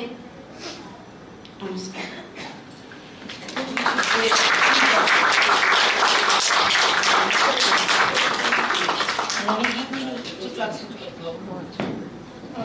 I think we could all relate to the pain that Saraswati referred to. Thank you for your narrative of struggle. A quick translation for those of you who are not into Bengali. So, Saraswati first equated the lack of a mother to that of the lack of access to education. She also mentioned that the family has faced a lot of difficulty, not only on the level of finance, but it was extended to the socio-political situation and also the ecological violence of Sundarbans. She shifted to the metropolis and wanted to save her life from the frequent crunches of nature in the form of the Royal Bengal tiger. Her husband had initially planned to shift to Delhi, but they decided upon coming to Kolkata. The children grew up. They went to school. Saraswati could take her children up to the level of class 10th for her first daughter and her second daughter too. For her son, she paid for the education till class 12th. And later she got her daughters married because she thinks that as parents they were not intelligent enough. While her husband refused to take the responsibility of education, Saraswati fought alone. She got hardly any support all throughout her life. Her daughter are now having children of their own, so she is a proud grandmother. But her struggle, nonetheless, has not been lessened. After Ayla, she asked her husband to go and help the people of her native space and also her family. The husband, like always, refused. She turned to be the savior for the children who were flood affected. The government help came later, but Saraswati tried to go ahead and help them survive. She kept instigating her husband for help. The family had always been her responsibility. She laments that her husband refuses to help even his own side of the family. But this on and off, aloof relationship with the family is something that the husband can manage and Saraswati cannot. So she is struggling. Her struggle is a narrative that perhaps some of us might not acknowledge to. But bravo, Saraswati, for speaking up. Thank you, Manikinkini, for translating the spirit almost 100%. Thank you very much. Our second speaker is Poonam. Poonam Singh. She works in Howrah Municipal Corporation in the Dengue project and an independent entrepreneur. Poonam will speak in Hindi.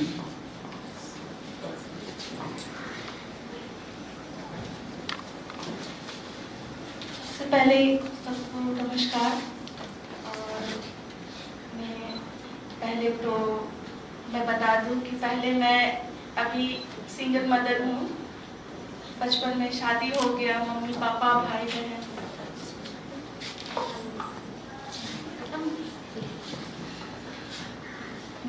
मैं लीवा में रहती हूँ और वहाँ पे अपने दादी बुआ मम्मी पापा के साथ ही रहती हूँ। मेरी मम्मी पैरालिसिस्ड है और मैं शादी के पहले का जो जर्नी था वो छोटे में जब 10th क्लास पढ़ रही थी उस टाइम पे मेरा शादी हो गया। शादी होने के बाद साल भर के अंदर मेरा एक बेटा हुआ। इसके बाद मेरे हस्बैंड मुझे छोड़ कर गए और मैं दादी बुआ के पास थी और दादी बुआ के पास मैं पढ़ी, मैं वहाँ पे ही थी। तो बेटे को लेकर अकेली थी तो क्या करूँ, कुछ समझ में नहीं आता था। कोई बच्चे को कुछ दे नहीं पाती, कुछ नहीं कर पाती, खराब भी लगता। फिर मैंने छोटे छोटे बच्चे को पढ़ाया घर। 150 रुपए करके पर मंथ में छोटे छोटे बच्चों को 4-5 बच्चों को पढ़ाना शुरू किया ताकि मेरे जो छोटा बेटा है उसके लिए मैं कुछ कर पाऊँ। वो छोटे से छोटे जैसे कुछ चॉकलेट चाहता है या मैं उसको लेके जाऊँ तो मैं उसको कुछ खरीद के दे पाऊँ, मुझे किसी के आगे हाथ फैलाना ना पड़े मेरे बच्चों को। लास्ट में करते करते कुछ दिन बाद 2013 में तब मैं लिटरेसी इंडिया से ज्वाइन हुई वहाँ पे मैंने छोटा मोटा सिलाई का काम सीखा। सीखने के बाद मेरा संघमित्रा मैम से मुलाकात भी हुआ। वहाँ पे सीखते सीखते सिलाई, फिर जब मेरा वहाँ का कोर्स कंप्लीट हो गया तो उसके भीतर मैंने कुछ बहुत सा ऐसा स्किल है जो मैंने वहाँ पे किया। करते करते अपने बेटे को स्कूल में, मैंने छोटा था तो उसको लेके जाने में आने में बहुत दिक्कत होता था, तो मैंने मैम से बात किया कि मैम हम शायद सिलाई ना सीख पाए, तो बच्चा है मेरा छोटा, तो कैसे क्या करें मैम। तो मैम बोली कि आप अपने बेटे को लेके आ सकते हो, कोई दिक्कत नहीं। तो मैं छोटे बच्चों को हाथ पकड़ के लेकर सिलाई करने के लिए क्लास में आती थी। आने के बाद वहाँ पे मैंने बहुत सा काम पे फिर मैम को बोला कि मैम मैं तो सिंगल हूँ, मुझे आगे का कुछ नहीं पता क्या करेंगे और मुझे कुछ काम होगा तो आप बताएं। तो मैम ने मुझे वहाँ पे हेल्पर के हिसाब से रखा। मैं वहाँ पे हेल्पर थी और वहाँ पे जो सिलाई की जो टीचर थी उनका 2 साल बाद उनका शादी फिक्स्ड हो गया, तो वो शादी उनका जो था तो वो चली गई। अब वो जो टीचर का जो जगह था वो खाली था, तो मैम ने बोला कि पूनम तुम कर लो, क्योंकि इस टाइम पे अभी मुझे बहुत सारे स्टूडेंट भी हैं और सिलाई आप सीख नहीं पाओ, किसी को आप वो चली जाएगी तो अभी इमीडिएटली मुझे टीचर्स भी नहीं मिल रहे हैं। तो मैंने मैम से कहा कि मैम मुझसे नहीं हो पाएगा, हम कैसे करेंगे। तो मैम ने बहुत मुझे अप्रिशिएट किया कि नहीं पूनम आप करो। जब आप टिफिन टाइम पे जब होता है तो उस टाइम पे आप कंप्यूटर में देखो, यूट्यूब देखो, इंटरनेट में देखो। यहाँ पे एनजीओ में इंटरनेट है, उस टाइम पे मेरे पास कोई फोन वगैरह ठीक ठाक नहीं था, तो वहीं पर भैया लोग भी थे तो सबको लोग दिखाएं ऐसे है वैसे है। तो जब मैंने वहाँ पे उन लोगों के साथ वो सिलाई का सब देखते थे, फिर उसके बाद अपना स्टूडेंट लोगों को सिखाया भी। अब सिखाते सिखाते कुछ दिन बाद मुझे कॉर्पोरेशन का काम भी मिल गया, तो कॉर्पोरेशन का काम भी कर रहे थे और प्लस ये काम भी कर रहे थे। तो बीच हाथ में ऐसा हुआ कि मुझे दोनों मेंटेन करना बहुत दिक्कत हो गया, तो अब इस दौरान पे मुझे एनजीओ का काम छोड़ना पड़ा। फिर मैम ने मैंने वो कॉर्पोरेशन के काम करते करते ऐसा होता था कि उसमें सैलरी कभी आती है तो कभी नहीं आती, तो पैसे की तो तंगी होती ही है सभी को। तो मुझे भी, मेरा बेटा भी बड़ा हो रहा, स्कूल में भी डालना था, तो मैं क्या करूँ। तो मैम से मैंने कहा, तो मैम ने मुझे एक फैशन डिजाइनर से मिलवाया और आज भी मैं उनके साथ रहकर उनके ज्वेलरी हुआ या उनका ड्रेस मटेरियल हुआ या सिगोड़ी का काम हुआ तो उनके साथ मैं करती हूँ। और अभी भी एनजीओ के साथ जुड़ती हूँ और बहुत से लॉकडाउन के टाइम पे भी बहुत सा मुझे बेनिफिट भी मिला वहाँ से।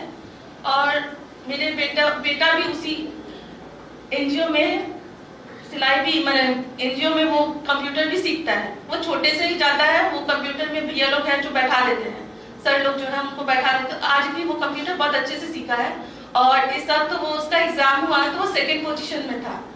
तो मुझे बहुत अच्छा लगा कि चलो उसको मेरे बेटे के लिए बेनिफिट हुआ, आज हम भी अच्छी जगह में हैं। आज संघमित्रा मैम का बहुत बड़ा थैंक यू हम अभी भी करते हैं कि आज उनके थ्रू पे आज हम यहाँ पे भी हैं, आप लोगों के सामने में भी है और आज अपनी लाइफ में भी सक्सेस है। मम्मी पापा को देखने के बाद और कॉर्पोरेशन का काम करने के बाद, उसके बाद अपने घर पे सबको देखने के बाद भी मैं अपना थोड़ा सा समय बचाने के बाद भी मैं कुछ ना कुछ करना चाहती हूँ और करती भी हूँ। और मैम के थ्रू पे, मैम के हेल्प से भी बहुत सा कुछ आगे भी बढ़ गए। बस ये मेरी जर्नी थी। Thank you ma'am. I don't think it requires any translation. For the first time, I'm feeling very happy that I saw Hindi movies. So it's a Bollywood's contribution that I could understand Poonam's every word of it. And what a narrative that was. What a narrative that was. I'm just somewhat emotional. Well, the next speaker is Ms. Shambhamitra Chandra. Now she's in the management team of Literacy India. I'll just say 2 minutes personal narrative. I never wanted her to do this work. She's net slate qualified. She's my first year in Calcutta University student, the year I entered Calcutta, 1989. And she was doing research with me. Suddenly she said, I can't do this anymore. Host of reasons. But she mainly didn't like what she was doing. So she wanted to go to the grassroots. Now this is Ms. Shambhamitra Chandra, for whom I know from 1989, which is about 33 years or so, 1/3 of lifetime of 100 years. Now, Shambhamitra. Thank you, Ma. Really, this is the half story is told by my man. I mean, Professor Gulabhadra. My journey is really, if I telling the struggle list is very big, very long. So I am not mentioning all struggles here. I just focus few of them that makes me more mature and calm. So the struggle started from my childhood. Childhood, I mean the younghood. When the things comes like what will be that subject taken during the honors course.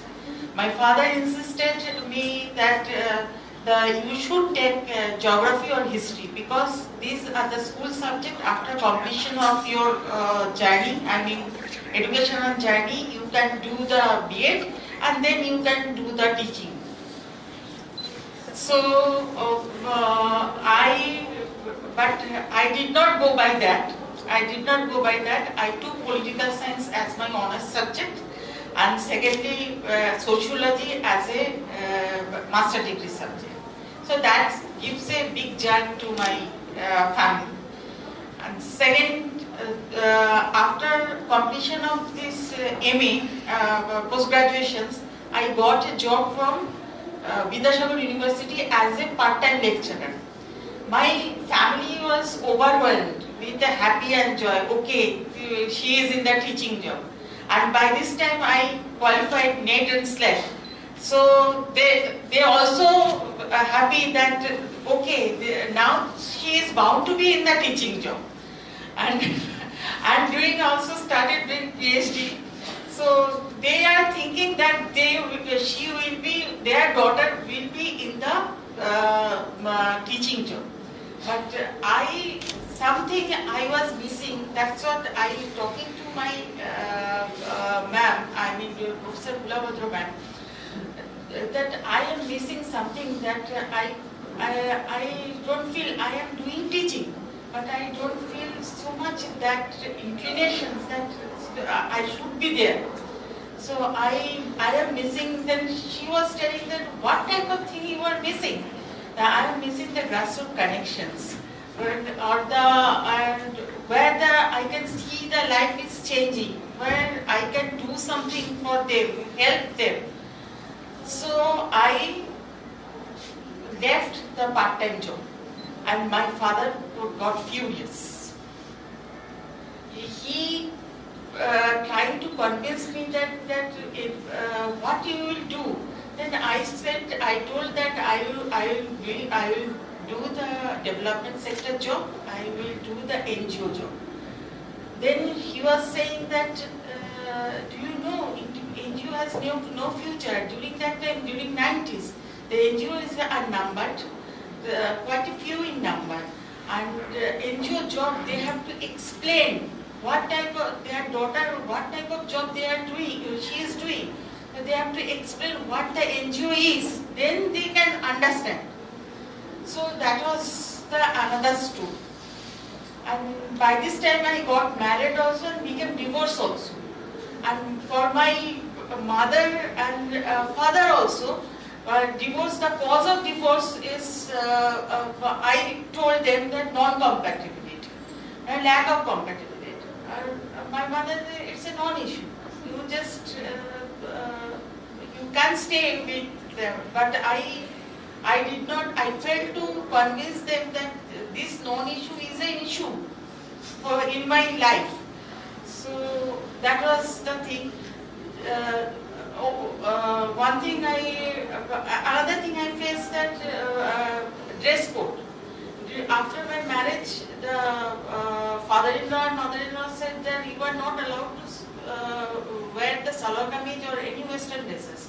You have to wear the sari. So that was a constant fight and constant argument with them to convince them that dress code would not be a barrier for a woman. Then so I moved to, and another thing, the divorce case, during divorce case, by this time I got the job in Delhi. So I moved to Delhi and divorce was also done. So my family is hiding my divorce status also. They are saying, no, she moved to Delhi. It does not happen anything. So this is the thing that happened. And in Delhi also, I found I did not, no landlord are giving me the flat as a single woman or as a divorced woman. These are the things that I faced, challenge. And workplace also, the same challenge. Once I discriminated from promotion, as my male colleagues are more adjusted to the travel. I am not. That is why. Secondly, I was harassed by women boss. I was,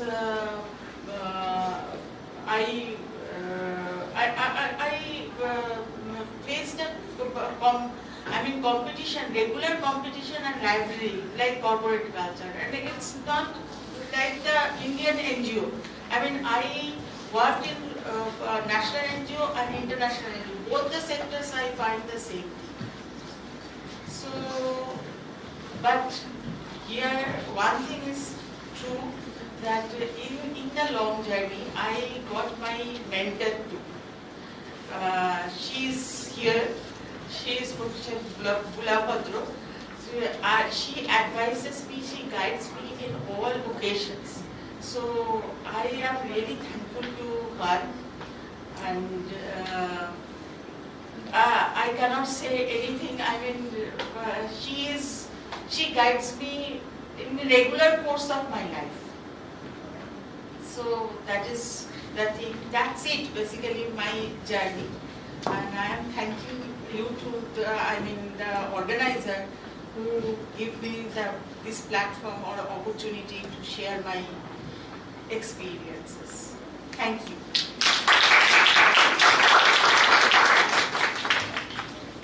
Thank you, Shambhamitra, but the truth is, she fought very courageously.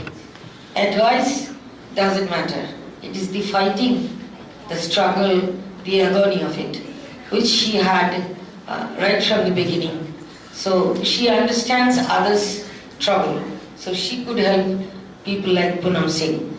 And one of the basic things of becoming an individual, not a woman or a man, is to help others and understand others, which we often miss. I will now ask Devasri Roy, Director Peerless Group, to tell us about her, if there is a struggle, and of course the empowered, successful part.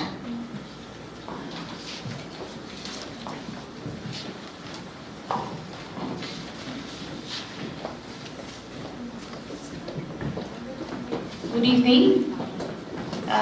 Before talking about struggle, I'll tell you a small story about Fearless. The very foundation of Fearless happened because of a woman. And who is she? That is, we all know her, Sri Sharada Ma. My grandfather, who is the founder of the company, he didn't want to get into a domesticated life. He wanted to become a monk. So he, along with his friend, ran away one day from their house and went to Joyrambati to take initiation from Sharada Ma and wanted to lead a monastic life. He did get initiated by Sharada Ma, but then he was guided by her that, I will not let you lead a monastic life, but you and the family have to do a lot for the society. So that's how he came back again to then Bangladesh, and he was a school teacher. And then he founded the finance company, which is PGFI, or Fearless General Finance Company, with a mere 300 rupees. So that's how our family has been associated with women empowerment. Then my father, he had 4 sisters and 3 brothers. In those times, each of them was independent. They were teachers in their own right. Each of them were working and supporting their family. And then it was me and my brother. So when we were born, when we were small, so what my father and what my parents told us, I don't want you to be any other, just finish your graduation or get married. I would like you to find your own struggle, and I would like you to find what you like to do. You can do anything independently, or you can join the business. So after my class 10, I questioned, what is it that I wanted to do? I took this opportunity and I decided, I would like to contribute to your business. So I took up the hardest decision to join a very difficult industry for the very difficult industry, and which is where we also have been running for the last 30 years. That is the hospitality industry. Hospitality is one industry where you will find very, very few handful of women leaders, because they have odd hours of working, they have odd jobs to do, but yet I found my calling in the hospitality industry, and I have been working there for the last 12 years. So what I feel as a woman, we should not give up on our dreams, and we should also not give up on our ambition or our future hopes, whether it is marriage or whether it is embracing motherhood. You should first emphasize and be independent on your own right. Until and unless you are independent, and until and unless you stand on your own feet, you won't be able to lead a family. So this is what I would like to say on this Women's Day. To all young ladies out there, just have faith in yourself, pursue a dream and your ambition, and I'm sure things will fall into their line.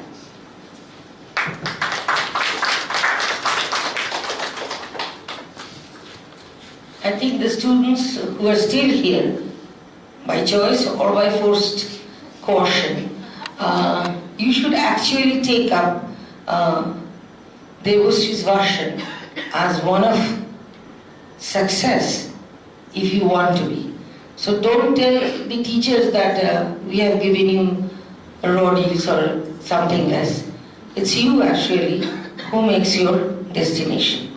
At this point, I'd like to take the liberty of being moderator and tell 4 lines from Rabindranath. অদৃষ্টরে শুধালাম নিষ্ঠুর অমক বলে কে মোরে ঠেলিছে পিছে, সে কহিল ফিরে দেখো, ফিরে দেখি সম্মুখে ঠেলিছে মোরে পশ্চাতে লাম। Don't push yourself by yourself. I think the last success story will come from Miss Purnima Mittal, DGM HR, Eastern Region, Bharat Petroleum.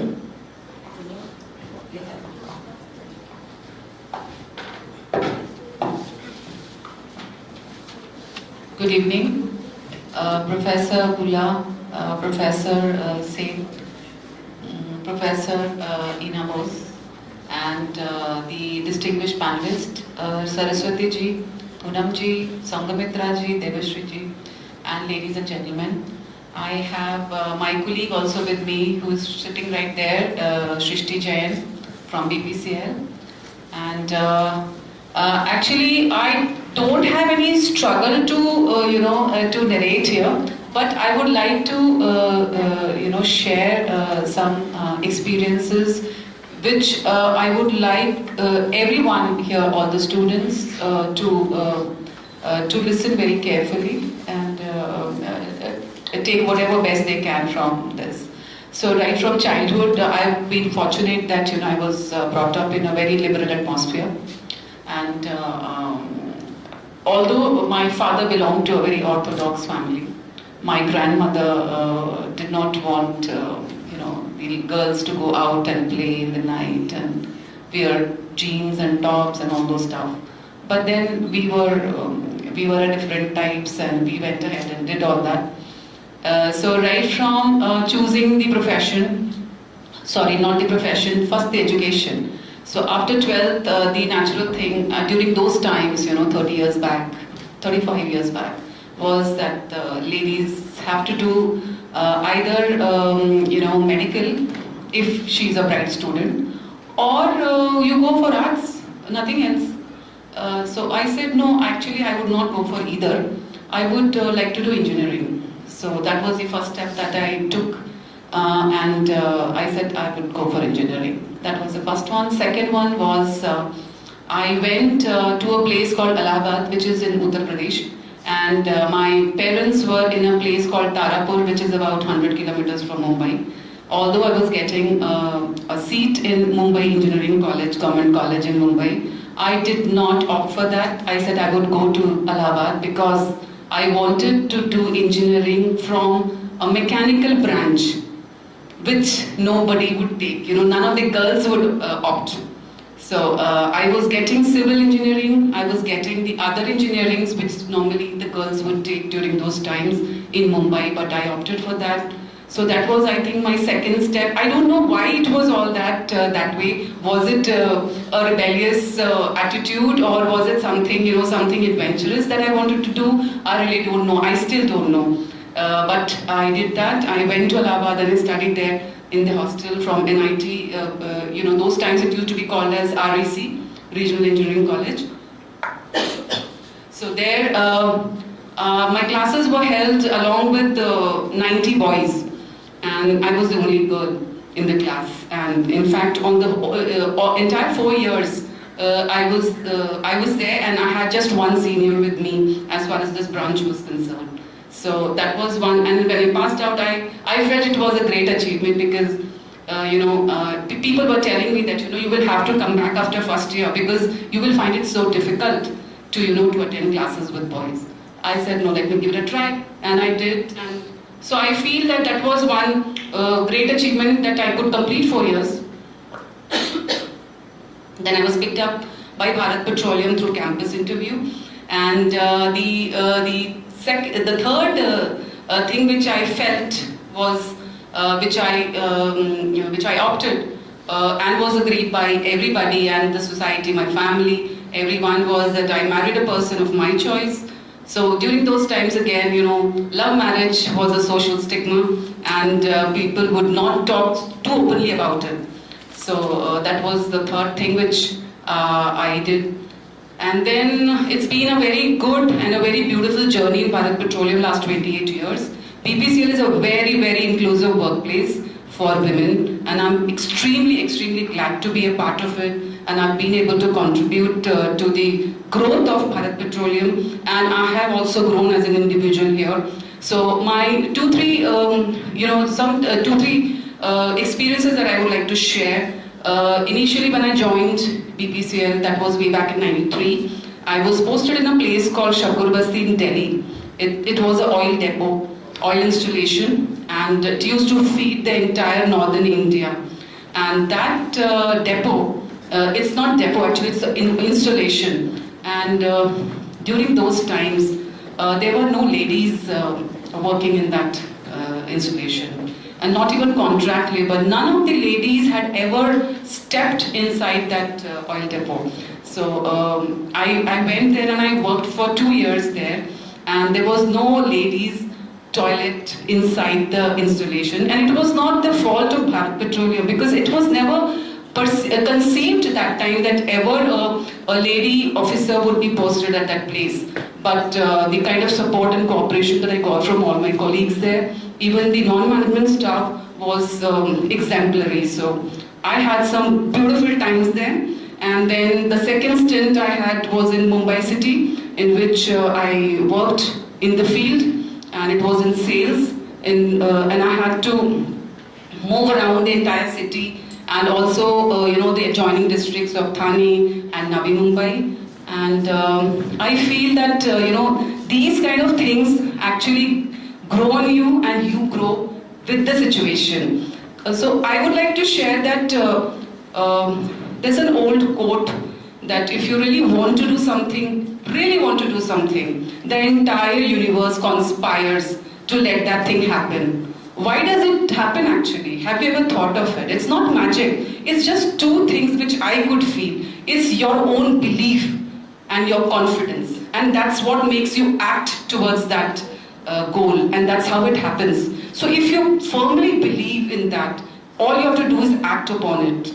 So that's what I've been doing so far. And thankfully, I've been in a society, in an environment and in a company which has been very supportive of women's growth. Not only in the societal realms, but also in the corporate sector. So thank you very much. So we got a real life case. We have been looking for mechanical engineers in engineering colleges, and I will not hesitate to say Jadavpur University is one of the worst university where mechanical engineering has never been told in the counseling that you do that. On the other hand, I'm coming to that. In the 90s I did a study covertly. They didn't know that I was not the mother of some person who wants to take mechanical engineering. I can't tell the names of the professors, that all I can hide. They bluntly told them, all 4 professors, mechanical engineering is not for women. And there is no ladies' toilet in the mechanical engineering building for a long, long time, because it is by God's grace or by somebody's grace, it belonged to men, mechanical. There was another threat which the Jadavpur professors used to tell, even in another study after 10 years, 2004-05. They used to tell, how can you work in a company in the night shift where all are men? I mean, implying, just imagine the men in the selection committee, the professor in the counseling, telling their female students, we are all leopards in the night. We just jump on every woman we get. We are not civilized or educated ones. I asked one professor that, are you actually, victimizing yourself? I mean, self-victimization. Why are you saying this to the girl student? He said, no. The male engineers make their lives miserable. Then I said, then what kind of male engineers you are producing? Then he answered, well, that's not my responsibility. I teach mechanical engineering, not how to behave. And I think he was satisfied with that. And that's where the problem lies. The problem is at the root. Even if a girl or a woman really tries to go out of the Shita Lakhun Rekha, the circle which Lakhun made while he was going after Norwich, because Shita was telling that Ram might have been killed. So somebody wants to go out of that. Everybody will say, oh. But the man does that. I'm sorry, I'm not against men, against patriarchy. This is the ideology. Everybody said, oh, what an innovator, what a thinker, what a dear person. I mean, we all are same. Everybody can do everything. And doesn't the chef in the 5-star hotel has proven that they are great cooks? You don't have to be women for being great cooks. But the moment they are home, they are expecting food on the table by his wife or somebody hired. There they forgot, like apparently the mechanical engineers forgot in the night, the civilized, educated individuals. So jump on their comics. How long we can fool ourselves that this is nature? This is not nature. This is called social construction. And unfortunately, that's what we do in sociology. Teach people to see, understand and analyze how society constructs artificiality which is not there. Thank you very much, those who are patiently hearing, and those speakers who have, had this generosity to come and enlighten us. See, from this side to that side, after all, the story is a success story with a lot of struggle. Rural struggle is actually common, so is Saraswati's, and so is hers and Devasri's and Shanghamitra's. It's not uncommon. The only exceptional thing is that they have been empowered. So let us join. Why don't we all join to the fact that let us shatter the fetters for an inclusive, diversified and inclusive world. Thank you very much.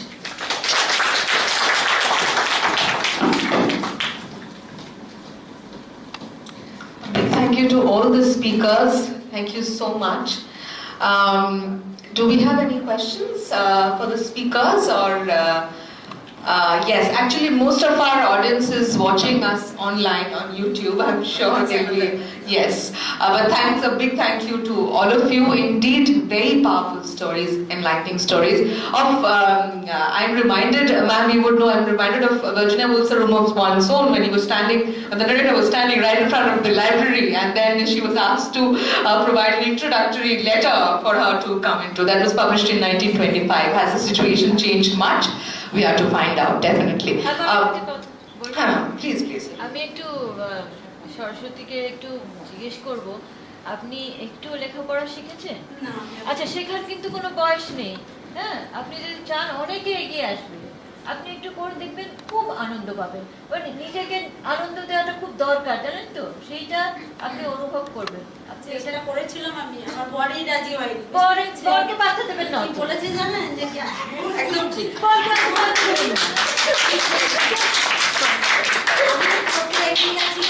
যখন হচ্ছে কি আমাদের ওইদিকে শিক্ষার জন্য অনেকে গেছিল, আমি গেছিলাম তাদের সঙ্গে, আমি শিখতে চাই, তখন পারিনি। আপনি যদি চেষ্টা করি দিদি কিছুটা পারি। আমার বর বলছে এখন আবার শিখতে গেছো, সে অনেক কিছু বলেছে আমাকে, সেগুলো বলা যায় না, কিন্তু আমাকে আগাতে দিন লাগছে। কিন্তু আমি দেখলাম যে তখনই যে কি করবো, এইটাকেই আমি বেছে নিয়েছি যে এটাই ছিল আমার কপালে, আর এটাই আমার ভবিষ্যতে হবে, আর আগিয়ে যেতে হবে এইভাবেই একে নিয়ে। ভবিষ্যতে ওর সাথে লড়াই করে হবে না, লোক চলে যাবে আপনার বাড়িতে, আগে আপনার বরকে বুঝিয়ে দেবে, তারপরে আপনি নিশ্চয়ই করবেন। Absolutely, what a wonderful suggestion, and very মানে কি বলবো, ভীষণ ভালো একটা suggestion. For there is no age, কোনো পড়াশোনার কোনো বয়স হয় না। এই মঞ্চ থেকে যে এই জিনিসটা হচ্ছে, and that ma'am is connecting her to the Literacy India team, it's wonderful. Only can happen at SNU. A big round of applause for all of us. Thank you, and thank you to Atri Di also. I must, Professor Atri Ghosh, for arranging this, bringing Saraswati Di here with us, and to a big thank you to all the panelists. Thank you so much. Your stories have meant a lot. Our students are jara dekhchen, un logo ko bhi pata chalega, un logo ko bhi bahut acha lagega, because this is a real encouraging story. As ma'am said, a story of success. Thank you so much. Big thanks to all of you. We have one of our students, Sociology Department, Shayantoni Kundu. We would request her to please come up on the stage. She will be singing the concluding song for today. Shayantoni, and Shayantoni is a student, and accompanied will be Professor Oyon Mukherjee of ECE Department.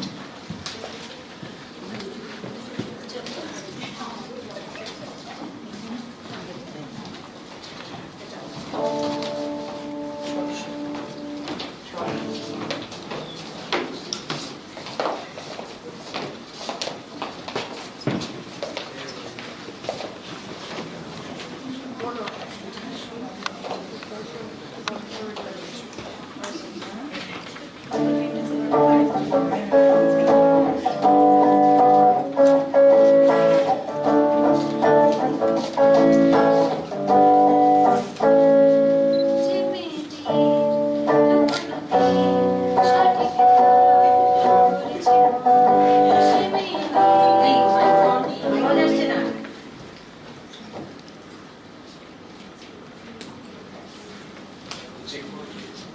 Madam.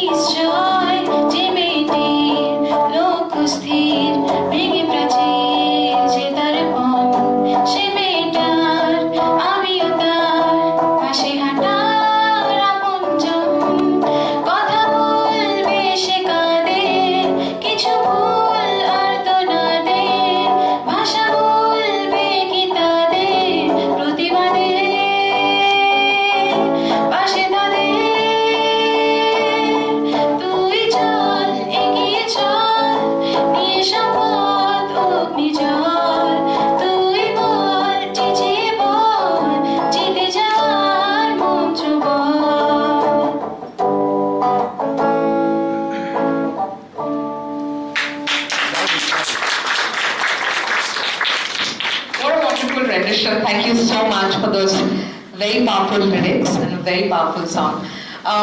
We've come to almost the end of the session. For the vote of thanks, I would request our HR director to please, Mrs. Ina Bose, to please come up on this stage. A little intro about Ina ma'am. I have to say this, especially today. You know, they say that we don't get support. We are not related to her, but she's someone who's been helping me and helping me throughout, along with all the leaders of our university. She's the fire band leader that supports us constantly. Thank you so much.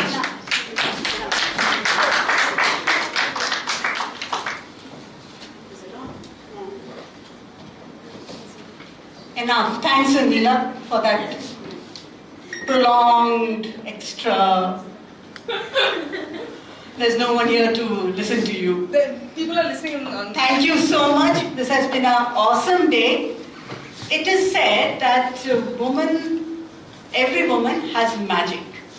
And I'm sure since the morning we have been listening to eminent speakers, ending with Purnima, and each and every one of these speakers have magic in them.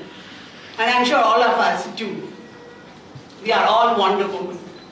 Thank you so much. Thank you to all the speakers, especially to you.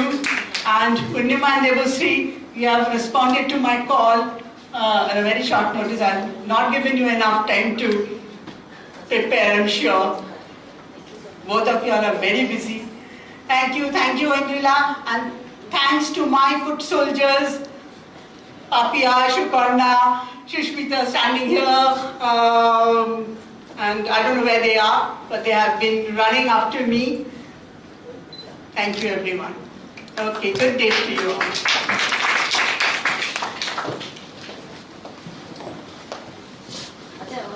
আমি আমার ছাত্রদেরকে এক minute ধন্যবাদ দিতে পারি Please ask me. The hall is yours. It was always mine. At the moment, it is for social. আমার ছাত্রছাত্রীদের ধন্যবাদ দেওয়ার আছে।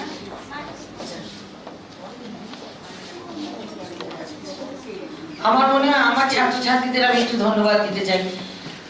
যারা ইচ্ছে কাজ করেছে তাদের তো ধন্যবাদ দিয়ে কিছু বলা যাবে না, যারা অনিচ্ছায় থেকেছে তারা আজকে নিশ্চয়ই একটু বেনিফিটেড হয়েছে বলে আমার ধারণা। আর যদি না হয়ে থাকে তাহলে আমরা পরপর এরকম ডোজ দিয়ে যাব। বেনিফিটেড হতেই হবে, এটা হচ্ছে সোশিয়োলজির মোটো। সোশিয়োলজি ছাড়ে না একবার তুমি। All the best. খুব ভালো লাগলো যে তোমরা সবাই ছিলে।